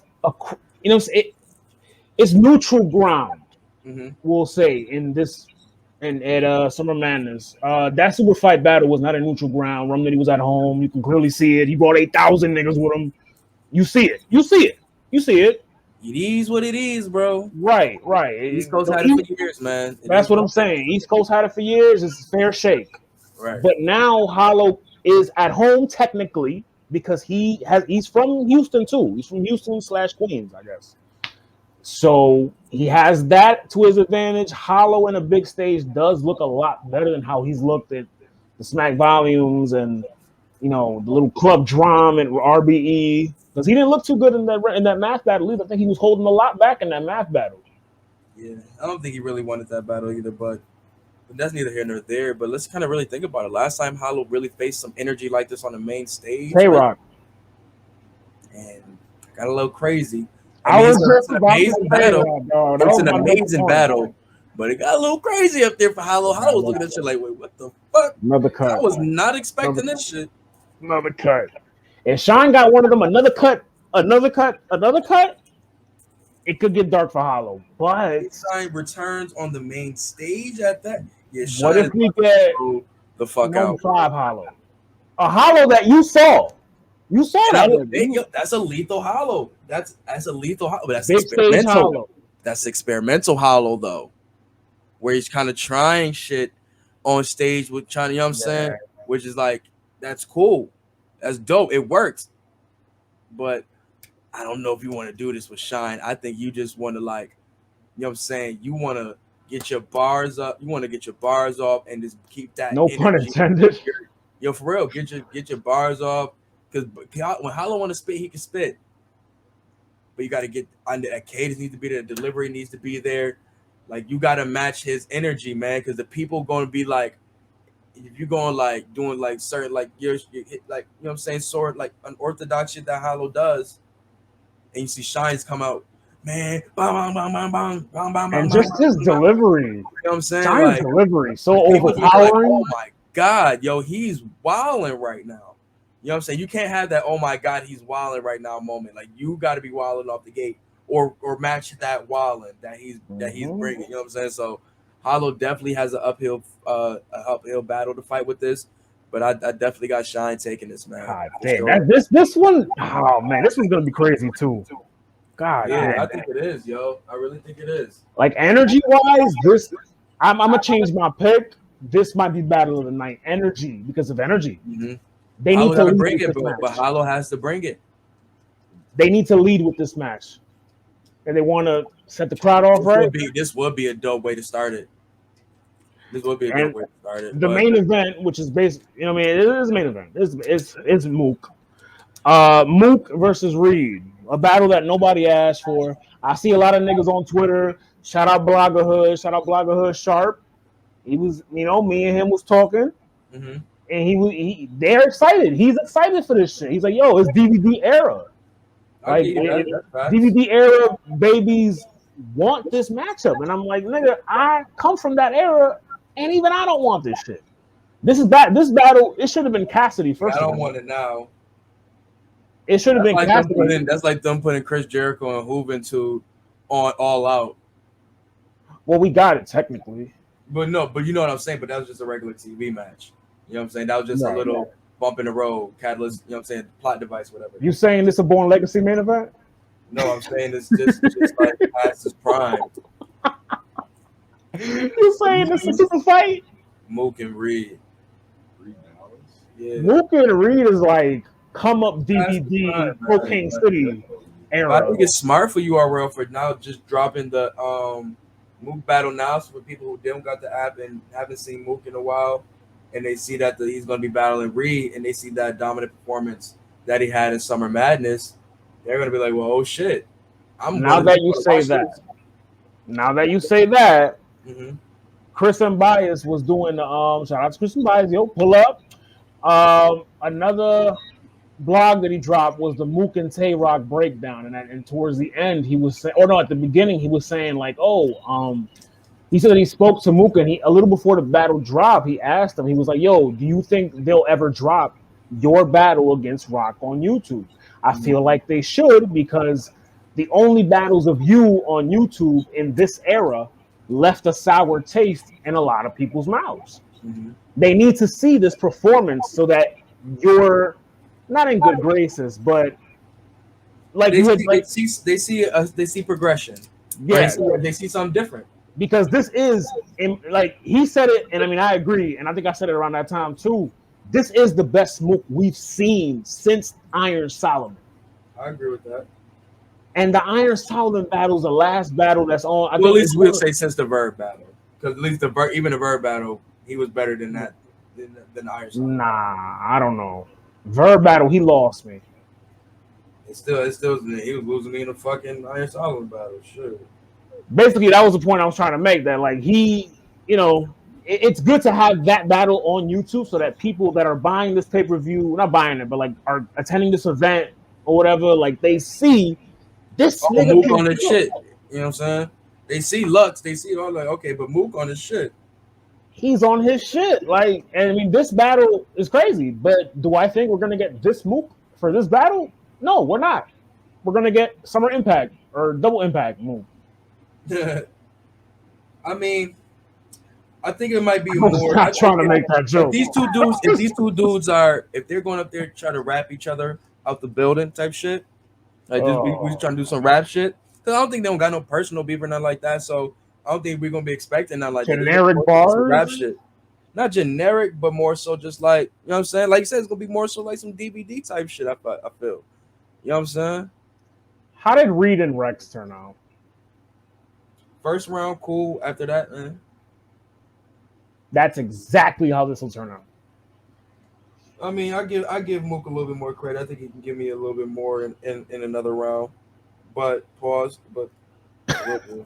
That's crazy. Hey, at least I catch myself. Y'all niggas just say the shit and be like, "Yo, this is a sick nigga. This is a sick Negro. This is a sick Negro." Oh my god. Son. Man, Joe here digging in garbage cans and shit, man. Where you at, man? Joe, where you at? No, digging in you hot listen to garbage this cans and shit, man. But nah, son. Yeah, I think I got Mook. I got Mook 2-1. I got Mook. Yeah, I'll go 2-1. Mook 30 bag. You got 30? Mook 30 Bizagan 10. Yo, Eric, you hear this nigga? Mook, like, oh, what up, Jank? I know Jank. Jank don't even rock with Reed. Jank from North Philly, he rock with Kaz. Oh man, yo, actually, Talk that Philly shit. Let's get into the Civil War. Is that the last battle? That's, see what I'm saying? Only 4 battles with the fucking finals. Fucking crazy. You went 4, right? Oh yeah. The UM. Well, let's chat about this Civil War, and then I want to talk this Tory Lanez and Cassidy shit before we get up out of here. Trying to get Cass out the pizzant. Yeah, man. So let's go through the Civil War card because this shit is packed. Pause. So this is technically the first. This is technically the first big stage URL event because it happens before Summer Madness. August 28th is a day. Hive 901 Tryon Hill Drive in Raleigh, North Carolina. Shout out Danny. He's DJ in this event. OTR, what's up? Shout out to him. And he also, when he made the post, he also said that it's actually Jay the Nightwing versus Kid Chaos and Jack Boy versus Lou Castro on the flyer. They fuck up. So let's talk about those two first. Well, is that tag? Is that 2-on-2 official? Yeah, that 2-on-2 is official. So let's talk about the 2-on-2 first. Real quick. Let's get that out the way. I think it's Ace Amin and who else? Ace Amin and Swamp versus Danny and Tink the Demon. Swamp and Ace is an interesting team. Ace and Tink and Danny is a team I never thought I would like to see together. But delivery-wise, I like that together, bro. Delivery-wise, it sounds crazy. It's like a darker version of like Kid Chaos and Arsenal together. Whereas like one person has like, you know what I'm saying, like, well, you knew Arsenal kind of have it like he can get into that fast flow and shit like that, so they can mesh there. You know what I'm saying? But obviously Kid Chaos can mesh in with the bars and he can show them the showmanship, whatever. They're gonna cook. They're gonna 30 them niggas. And Tink is like, they both got those like crazy, like, you know what I'm saying, like they must have read the dictionary as a kid. You know what I'm saying? They have wordplay, and their creativity with their content is so vast. You know what I'm saying? So seeing them together to see what the type of things they're going to be able to bring up together is going to have a lot of horror movie bars on the way. It's going to be like having like Eli Roth and Rob Zombie together on a movie. Who's Eli Roth? He did a lot of horror. No. Which one of them is Eli Roth? Oh, who's Eli Roth? That's definitely Tink. He's into that. Yeah, you know what I'm saying? He's a little bit more chill. Nah. Tink is Rob Zombie, bro. Tink Rob Zombie. Eli Roth is Danny. He's the more chilled out one, but Shit. a little crazy up here still. The James Wan. Yo. But man, I like that though. But Ace and Swamp is dope too in the sense of man, is Swamp is getting never mind. So Ace and Swamp. Not that. It's just like this is why I don't go crazy over these 2-on-2s. It's just like you was just with Geechee, then you battled him. Now you with Ace. Would you gonna battle him next after? Like, no, he already battled Ace. He got him out the paint. Smack Volume 5. Oh yeah, it made the whole ball head shit. How the fuck they? Yo, hold on. Right, that's why I'm saying this team surprises me. Just the fact that you never even cut your beard and that you can't even hold a bet. Why would you even tag with that? That's crazy. He's ass betting, man. That's crazy, bro. Ace, we don't condone ass betting, man. For real, son. We really don't. Boy, if you don't. For real, man. These tag teams be crazy, man. They be having me bugged out sometimes with the shit that they be like linking up. Like Tink and Danny is cool, but Ace and Swamp is a little weird. I ain't gonna. This was a style wise, it makes all the much sense. But like people just tag with anybody, man. For real though. Danny like, sense we're gonna tag, or if they put it together, then fuck it, right? They're gonna get them because spot on the card. It's a check. It's chicken. You know That's it. Right, but I ain't gonna lie. And not even just because I said that. Like I did say that them together would make sense. Like they do have like a dope style together. It's just like their little history together just kind of throw me off. But they might be cool outside of this shit. I don't know. Whatever. But if I'm going just style versus style, I'm gonna go Tink and Danny to taking this battle. Pretty clearly. Yeah, I think they might, unless like one of them fuck up. You know what I'm saying? Tink. Hopefully Tink is, you know what I'm saying, like mentally ready for this shit. Come on, Tink. Outside of that, man, I'm gonna say, you know what I'm saying, same with Ace though. But I'm gonna go Tink and Danny taking that job.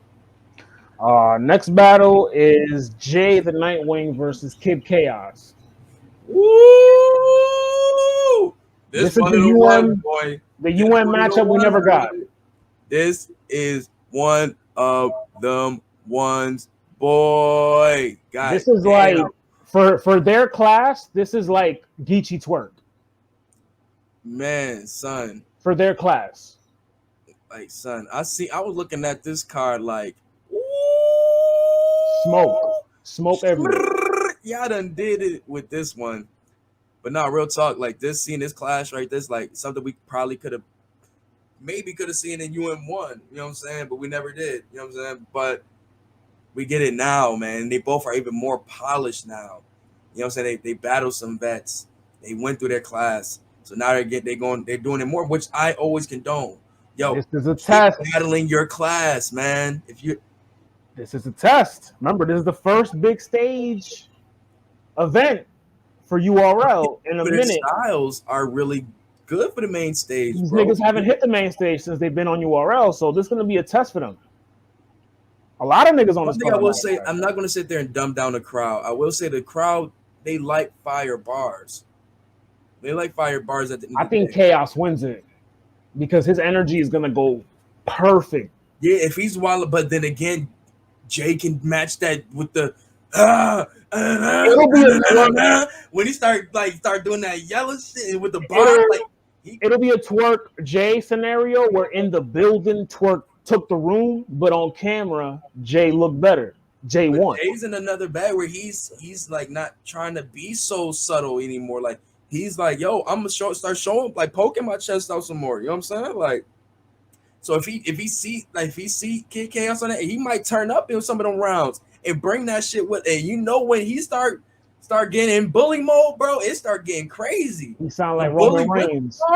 It start getting crazy. So I can't wait for this battle, bro. I can't even hold you. I don't know who's gonna win this one. I don't have. I'm just watching this one as a fan. I got Chaos 2-1 in quite possibly the battle of no. My battle of the night is next. In the second best battle of the night. Yeah, I ain't gonna lie. I'm sorry, people. I got this. I'm watching this one as a fan, but let's go to the next one, man. Jack Boy Maine versus Lou Castro. This Jack Boy called him out against Oops. He called him out.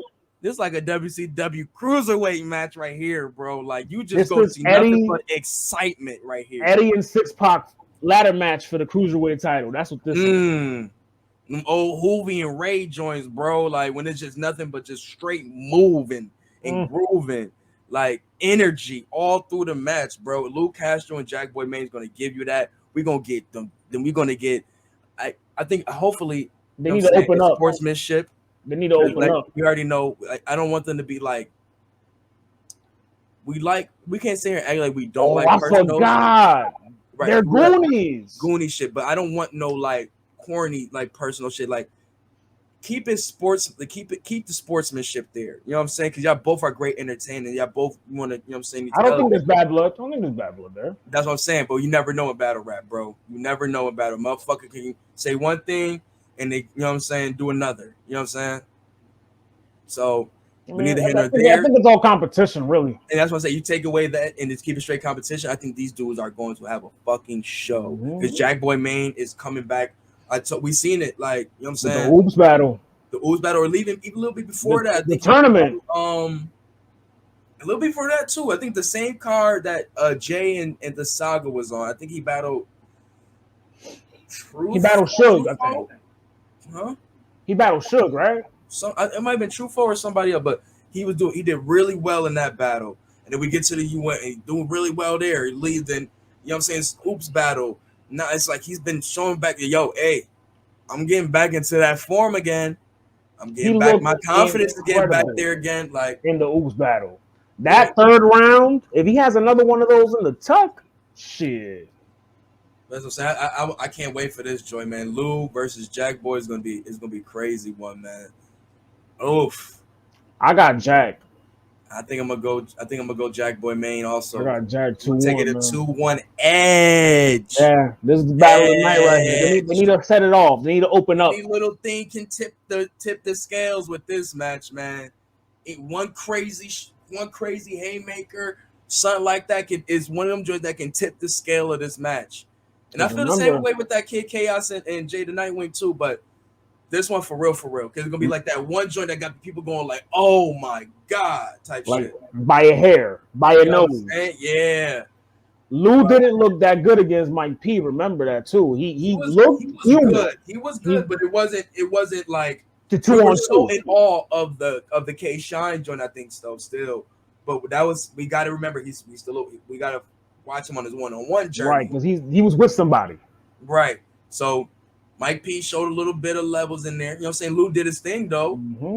But Mike, he has another opportunity to do that, but Jack Boy can do the same thing. You know what I'm saying? So he got to turn up. He has to turn it up to another level. Pull rank on him. Right. But now you got a little bit of fire being this ex-Goonies, all of that such. Like, you got to show, like, yo, I can be, like, what I'm trying to say is, like, I can be shown that I could have been one of the ones was the front faces of the Goonies. You know what I'm saying? I could have been one of the best. You know Jack Boy was right there with Twerk. Like, you know what I'm saying? Yeah. So this battle I could be like, yo, nah, I'm really one of the ones by beating one of those guys. Like I can show like, nah, I'm really here. You know what I'm saying? For real. But what we got next, man? Next on the card, we got Ryder and Don Marino, Smoke Break. Yeah, I'm not excited. I don't know where to even classify this in the WWE. Where my hoodie at? Where my hoodie at? Like this is pre-show. This is a pre-show match. Yeah, bro. Like I'm sorry, bro. Bro. I'm sorry, son. Ryder, we appreciate you. We like what you do. It's just like I don't know for this card. I mean, it's like, and if they do good, this is the card for you to do good on. Let's not take it away. Both of them can perform on the main stage. Marino? Yo, hell yeah. His style is geared. Where have we seen him in the big stage? I just said they can perform on the main stage. His style is geared for the main stage. You know what I'm saying? Like he comes from We the seen DNA, Ryder. the shines. Like he comes from their little tree. And Oh, he shit got like the that. gas station with him. I didn't say that, bro. I didn't say. No, but you just reminded me. But see, that shit is already daunting him. So if he already knows that's going to hurt him, he's a person that he still is in the ilk of like the culture. So he's watching what people saying about his shit. He's vanilla. You know saying? Like that, bro. Like, let me go do that, bro. Like, bro was going through some shit with that shit, bro. Like I would say that, not saying that's a crutch or anything, but I would say that he pays attention to what the people are saying about him. So when that shit was coming about, I think he was trying to break away from the whole gas station shit. You know what I'm saying? Because he didn't have it before when the rise was happening. So I don't think he would want it. You know what I'm saying? He had a lot of gimmick to his shit though. The Mexican and I agree, I agree with you on that. But I mean, we never say that to, you know what I'm saying, Cortez when he talk about doing the bachata and shit like that. Because I can relate. So, but my nigga, so okay, you're not Mexican, my nigga. So what the fuck? I mean, that's so why it's a gimmick because you're not Mexican. I can relate to Cortez's shit. Wait, so it's a gimmick? Is it a gimmick because you're not Mexican? You was one of them niggas in the 7th grade when Nori came back out as a Rican, making all that reggaeton. You was one of them niggas like I'm down with them. I can understand. I don't listen to reggaeton. I think I said this last week. I don't listen to reggaeton. No, but you was listening to that Nori. Yo, according to you niggas, I listen to white pop songs. Fucking reggaeton. You listen to goddamn songs that come up pop-up video. Look, because I fuck with Phil Collins. Nobody said nothing about Phil Collins. What was the name I said? Was it Peter Gabriel? Was it Peter Gabriel? Yeah, that nigga. Get him the fuck out of here. Right? Who the fuck is that? I fucked your mind up though when you found out who it was. I don't even remember now. That's the thing. Man, fuck that nigga, B. Yeah. But right at 30, man. I don't care about this battle. Yeah, I really don't care about this battle. I don't got no prediction. What we got next? Avin real sick, man. This is the one. This might be my battle of the night. This is the palate cleanser. We sit. This is the battle of the night for me. Avin's real sick. That's your shit. Yeah, I think how he was so chill in the Head Ice battle. He's saving all that energy for this battle. Like, Sick is an angler. So what do you think he's gonna attack? Him being a puncher. How would that be? Because him with real sick can, like, his thing is being like the all-around rapper. You know what I'm saying? The pure rapper. Just like how you got the pure title. Avin's been angling. He's a pure rapper. But Av has. I always stated, remember, I always say he's the detailed puncher. You know what I'm saying? I'm gonna give you the and then it goes into the punch. You know what I'm saying? Like he flows you, he guides you into the punch with some flow into it. You know what I'm saying? Like Romnity is just like he's generic with his shit. The setups are just insane with him. You know what I'm saying? What's your thing against Romnity? He used some, like, the thing with, like, for a perfect example, Av and Dre Dennis. Av's third round is an entire angle. He's talking about Gates of the Garden and all that, like floss the ball, like that's an entire angle. What he did with Fonz in his third round, another angle. But see, I don't think he has too much. I don't think he has too much in the clip for like for angle for real sick like that. He don't. He's fucked. So, but that's the thing. That's where you go. But Av can still rap with a lot of niggas. He can. So when you go punch with a lot, Av can rap with a lot of these niggas. So when you strip it down to that, he still has a chance. And not saying has a chance. He still has a chance to win this battle. Same as a lot of cave bars. Does, where Sick can, you know what I'm saying, is going to try to be angled with him as a puncher. So it's all about how effective it is versus those punches he's talking about. Because like I've said, it's like you could talk about me being a puncher, niggas will duck him. You know what I'm saying? So Sick is gonna have to duck him and still be able to get those angles off though. He handpicked real Sick too. That's another nuance in this battle. He respects him. He respects them. That's out of respect. That's out of respect, and that's what a lot of these dudes doing. They respect real Sick, bro. They seen the tear. That's all I'm saying. He knows what he's in for. Oh yeah, so that's why I'm saying he's gonna turn up. This is why this is gonna be my battle of the night because real Sick know what he's in for. You know how Av get big. It goes both ways. You know Av is one of the most dangerous niggas in battle rap. This is the one I can't call. This is my. I'm not gonna be able to call this one either, bro. This is my call. It really depends on what they got for their attacks. Like for real, like I really had to. Once again, I'm watching this as a fan. This is one I have to gonna watch this as a fan. Like I'll analyze this on the second watch of the battle or something like this. But I'm watching this shit as a fan. Twerk and Loso. This is a long time coming. But real quick, do you think this should have been Saga? Yeah. Yes. This is Saga's battle. But given how we see the run that Loso's on, he deserves it more. He deserves a little bit more right now. Like this would be amazing for his career right now. And I think the Saga would know that also. Like this would do wonders for his career. You know what I'm saying? The Saga is established. You know what I'm saying? Loso needs this. And he's been calling out Twerk for quite some time. They had that face-off. And giving the face-off, and what we've seen with this face-off with the Saga, you know the type of energy we're going to get from this. So if you we don't really got to explain it. Go back and watch those face-off to really see the type of shout out J Black Champion, man, for capturing that. You know what I'm saying? Like inside came with the world title and everything too. He was looking at him generation shit too. That was fire. But yeah, man, like this is gonna be.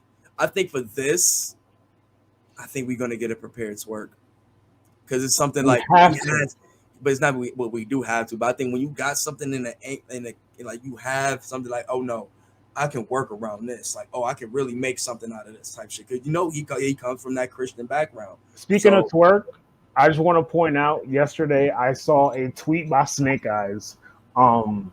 He said that when Twerk was about to lose his eye, that Snake Eyes was the first one that called him. And I don't know why I find that shit so fucking funny. I don't know why. It befuddles me so many times. Fucking funny. I don't know why I find that shit hilarious. So lost at some of his stuff he be tweeting sometimes. No, because Twerk co-signed it. Twerk was like, "That's facts." I'm just like, I'm like the irony in that tweet. I'll just be like, okay. The mom from Friday. Yo, okay. You know what I'm saying? Okay. But now Twerk versus Loso, this has potential. Like they both on their A game. This could be like a battle of the year contender type shit. Hey yo, bro, you know how I talk about Loso. He can when he really can go there, he can go there. And if Twerk can go there, this can be one. Like, there's a couple of battles that can be battle of the year contender. Ad versus Sick, Jay, like a couple of joints we said on here, man. But this one right here, it's a lot that you can like. You going for bars, angles, performance. Like it's so much in this that you know that these guys are capable of. Well, one of them has to get through. True.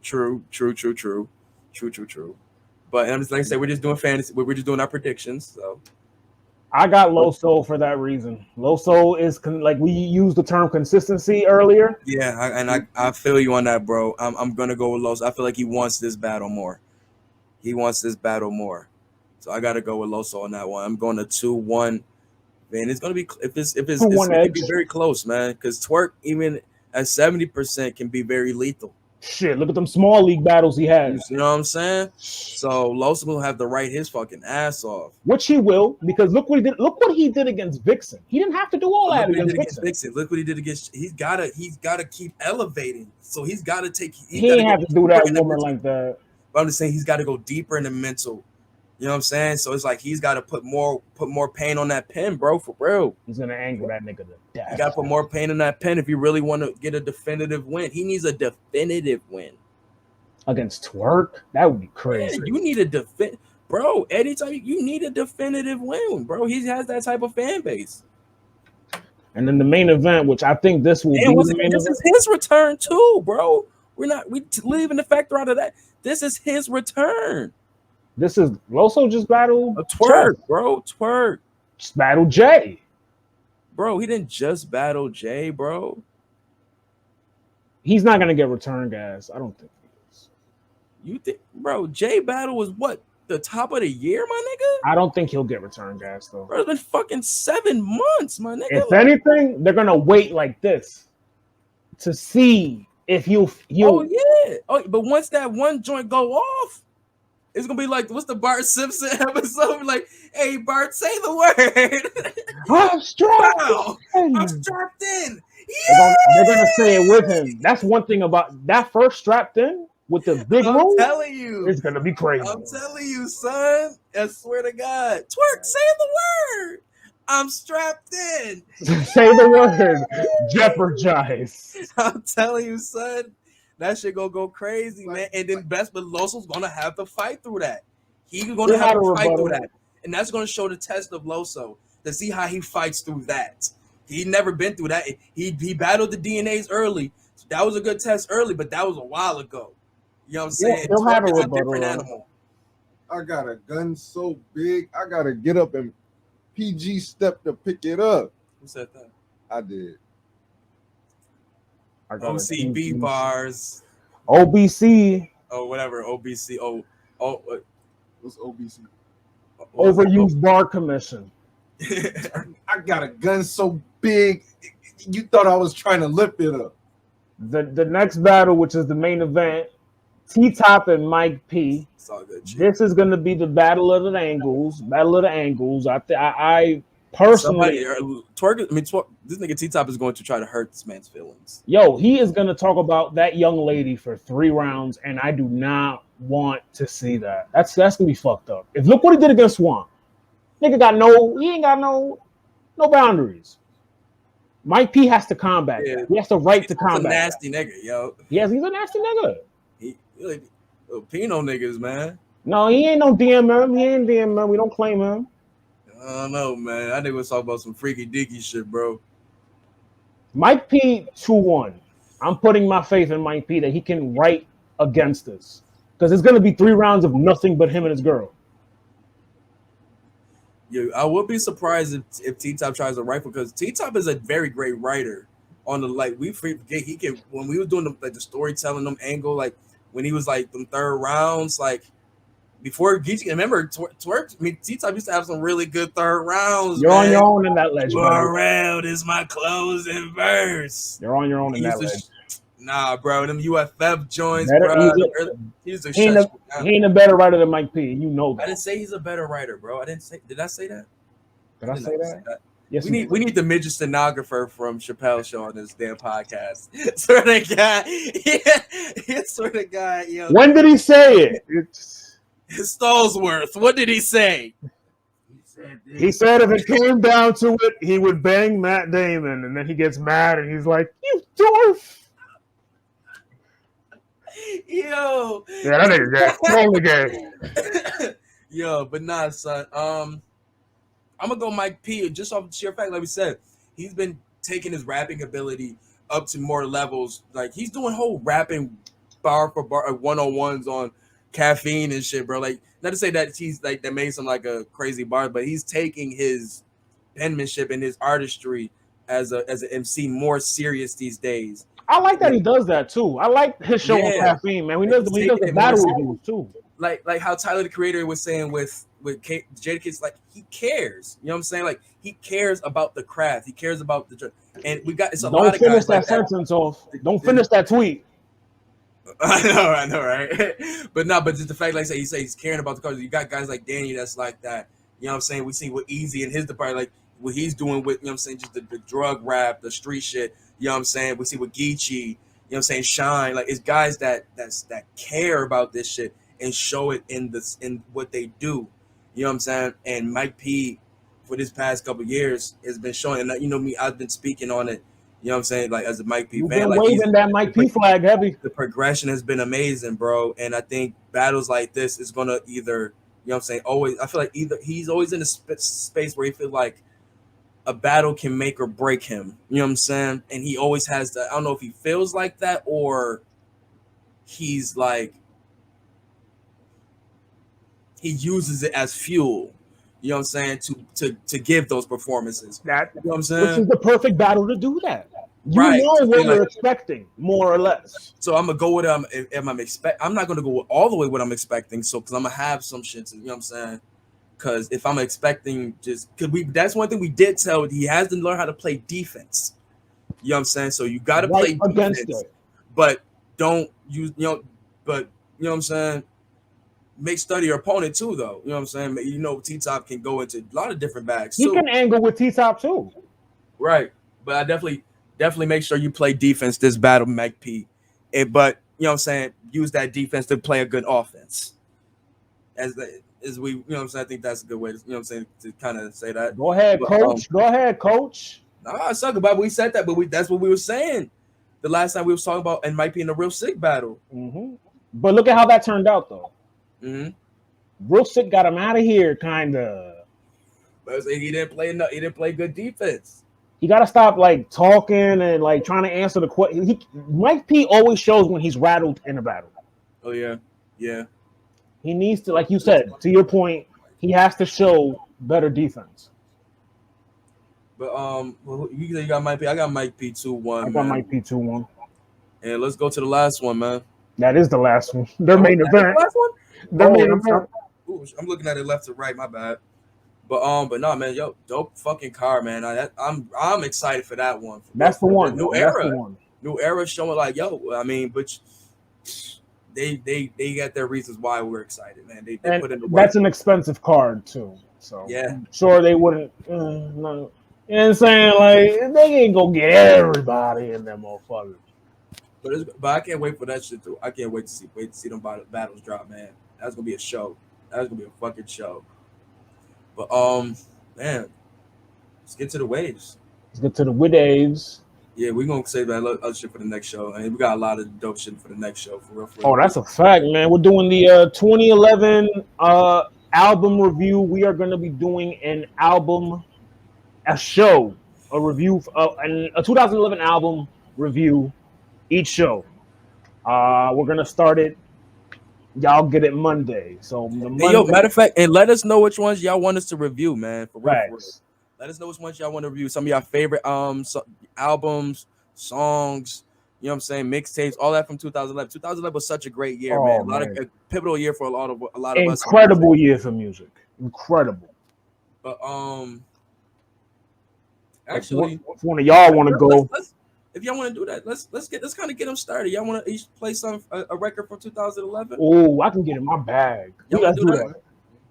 I think we could do that. Hell yeah. Let's get them started. One of y'all go first because I gotta look. I gotta search. Searching.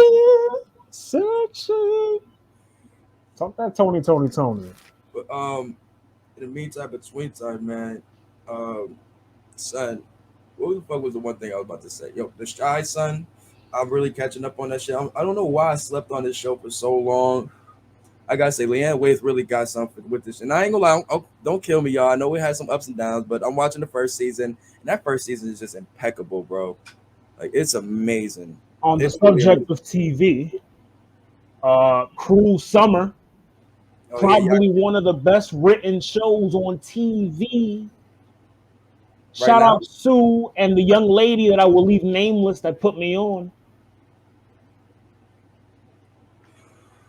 It's on Hulu by way of Freeform. I know teen drama shit, but it's crazy. Trust me. It's crazy. I'm gonna play something that's on streaming, so they don't know, homie.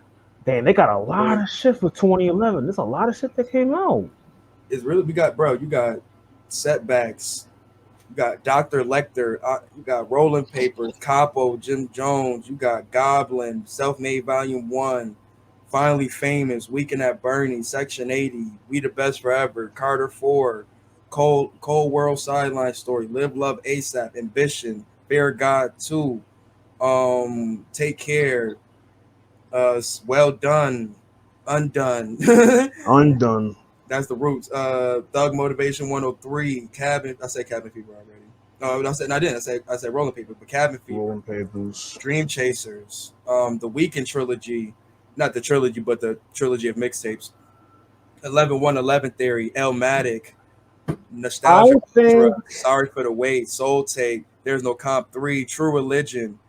Fear God 1. I believe. I think it came out the same calendar year, I believe. I think I found my joint. Because you just, yours? Yeah, I think I found, because you said ASAP, so I went right to fucking Live Love ASAP. This came out on Halloween, and that day a lot of tapes came out that day. I remember that Halloween was like dope for music because mad tapes dropped. I think Freddie Gibbs dropped the tape that Halloween too.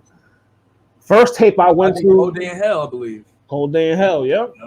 First tape I went to was Live Love ASAP. My cousin put me on to ASAP Rocky through Peso. That doom doom doom doom. That shit. When that was Jam of the Week. When that became Jam of the Week, wow. That shit was so infectious. But this is a record off the tape. It's called Kissin' Pink featuring ASAP Ferg. Oh, this is my joint, dog.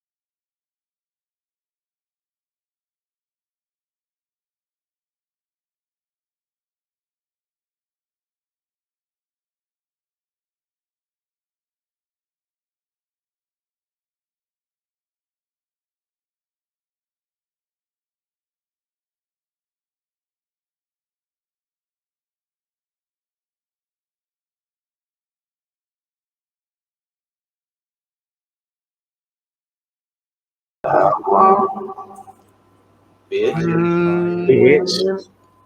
Son, that was like, yo, that's like peak. Nigga, ASAP was one of the first niggas to peak when they came out. They peaked when they came out. No, that's that record was his impact was too strong at the beginning. He blew his load too quick. Insane, son. ASAP let all the extra shit get too much. Pause. Man, my record, damn, I was just on it too. My bad. This is gonna be fun, man. 2011 was a good year. A lot of gems. Yo, if we gonna get really emotional. They had the Houston vibe, but I'm gonna take it down to Houston. Shout out to my guy, Kirko Bangz. Drank in my cup. We talk about a fucking banger for the summer. The remixes that came from oh my god. This had every thought at a party was slowly leaning with their cup with this like the so fucking fire. I went to a New Year's Eve party. They played this shit 3 times in a row. That shit was a banger, bro. Here we go. Kirko Soulja Bangz. Boy playing a Drink and a remix back to back. Wait, no, hold on. Uh-oh. Hold up. He just had a audible. Hold up. This nigga about to play Turn My Swag On. Nah. If this shit is on here, bro. Part 2. Oh, wait. Part 2, that is it. Nah. Part 1 is the one that's on like the video game. Hold on. Oh, and Live Love ASAP is not on streaming. So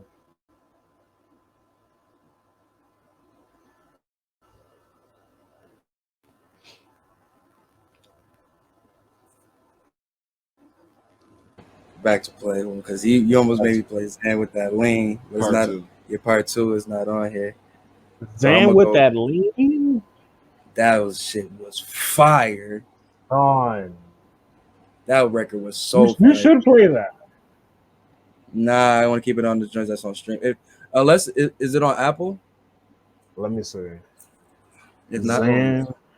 Okay. Yeah. Well, no, it's not. It's just the first one. It's because it's on a mixtape. Mm-hmm. All right, back to the original. Going Drink in my cup. Same way for me. Like I said, no night rides to Walmart. To nigga. Club Walmart, bro. What time? Kirko.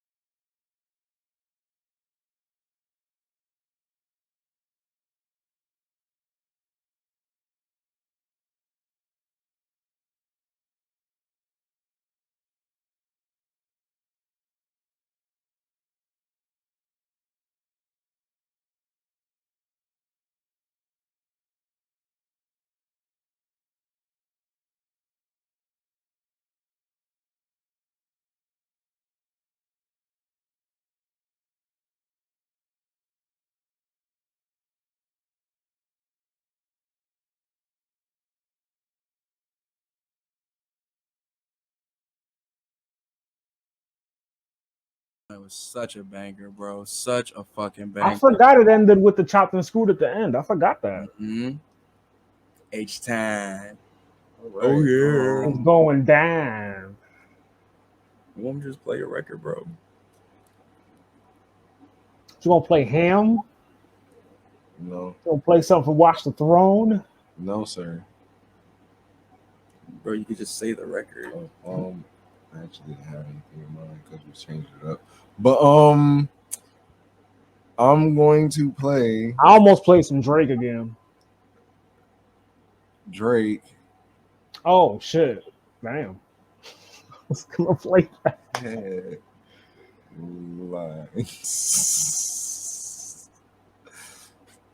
Headlines, yo, that's a joint. That's a joint, though. That's a joint. Yep. That's what I wanted to play this whole time. That's Shout out to the Buffalo Blue Jays. Relax. Yankees are 2 games back to wild card.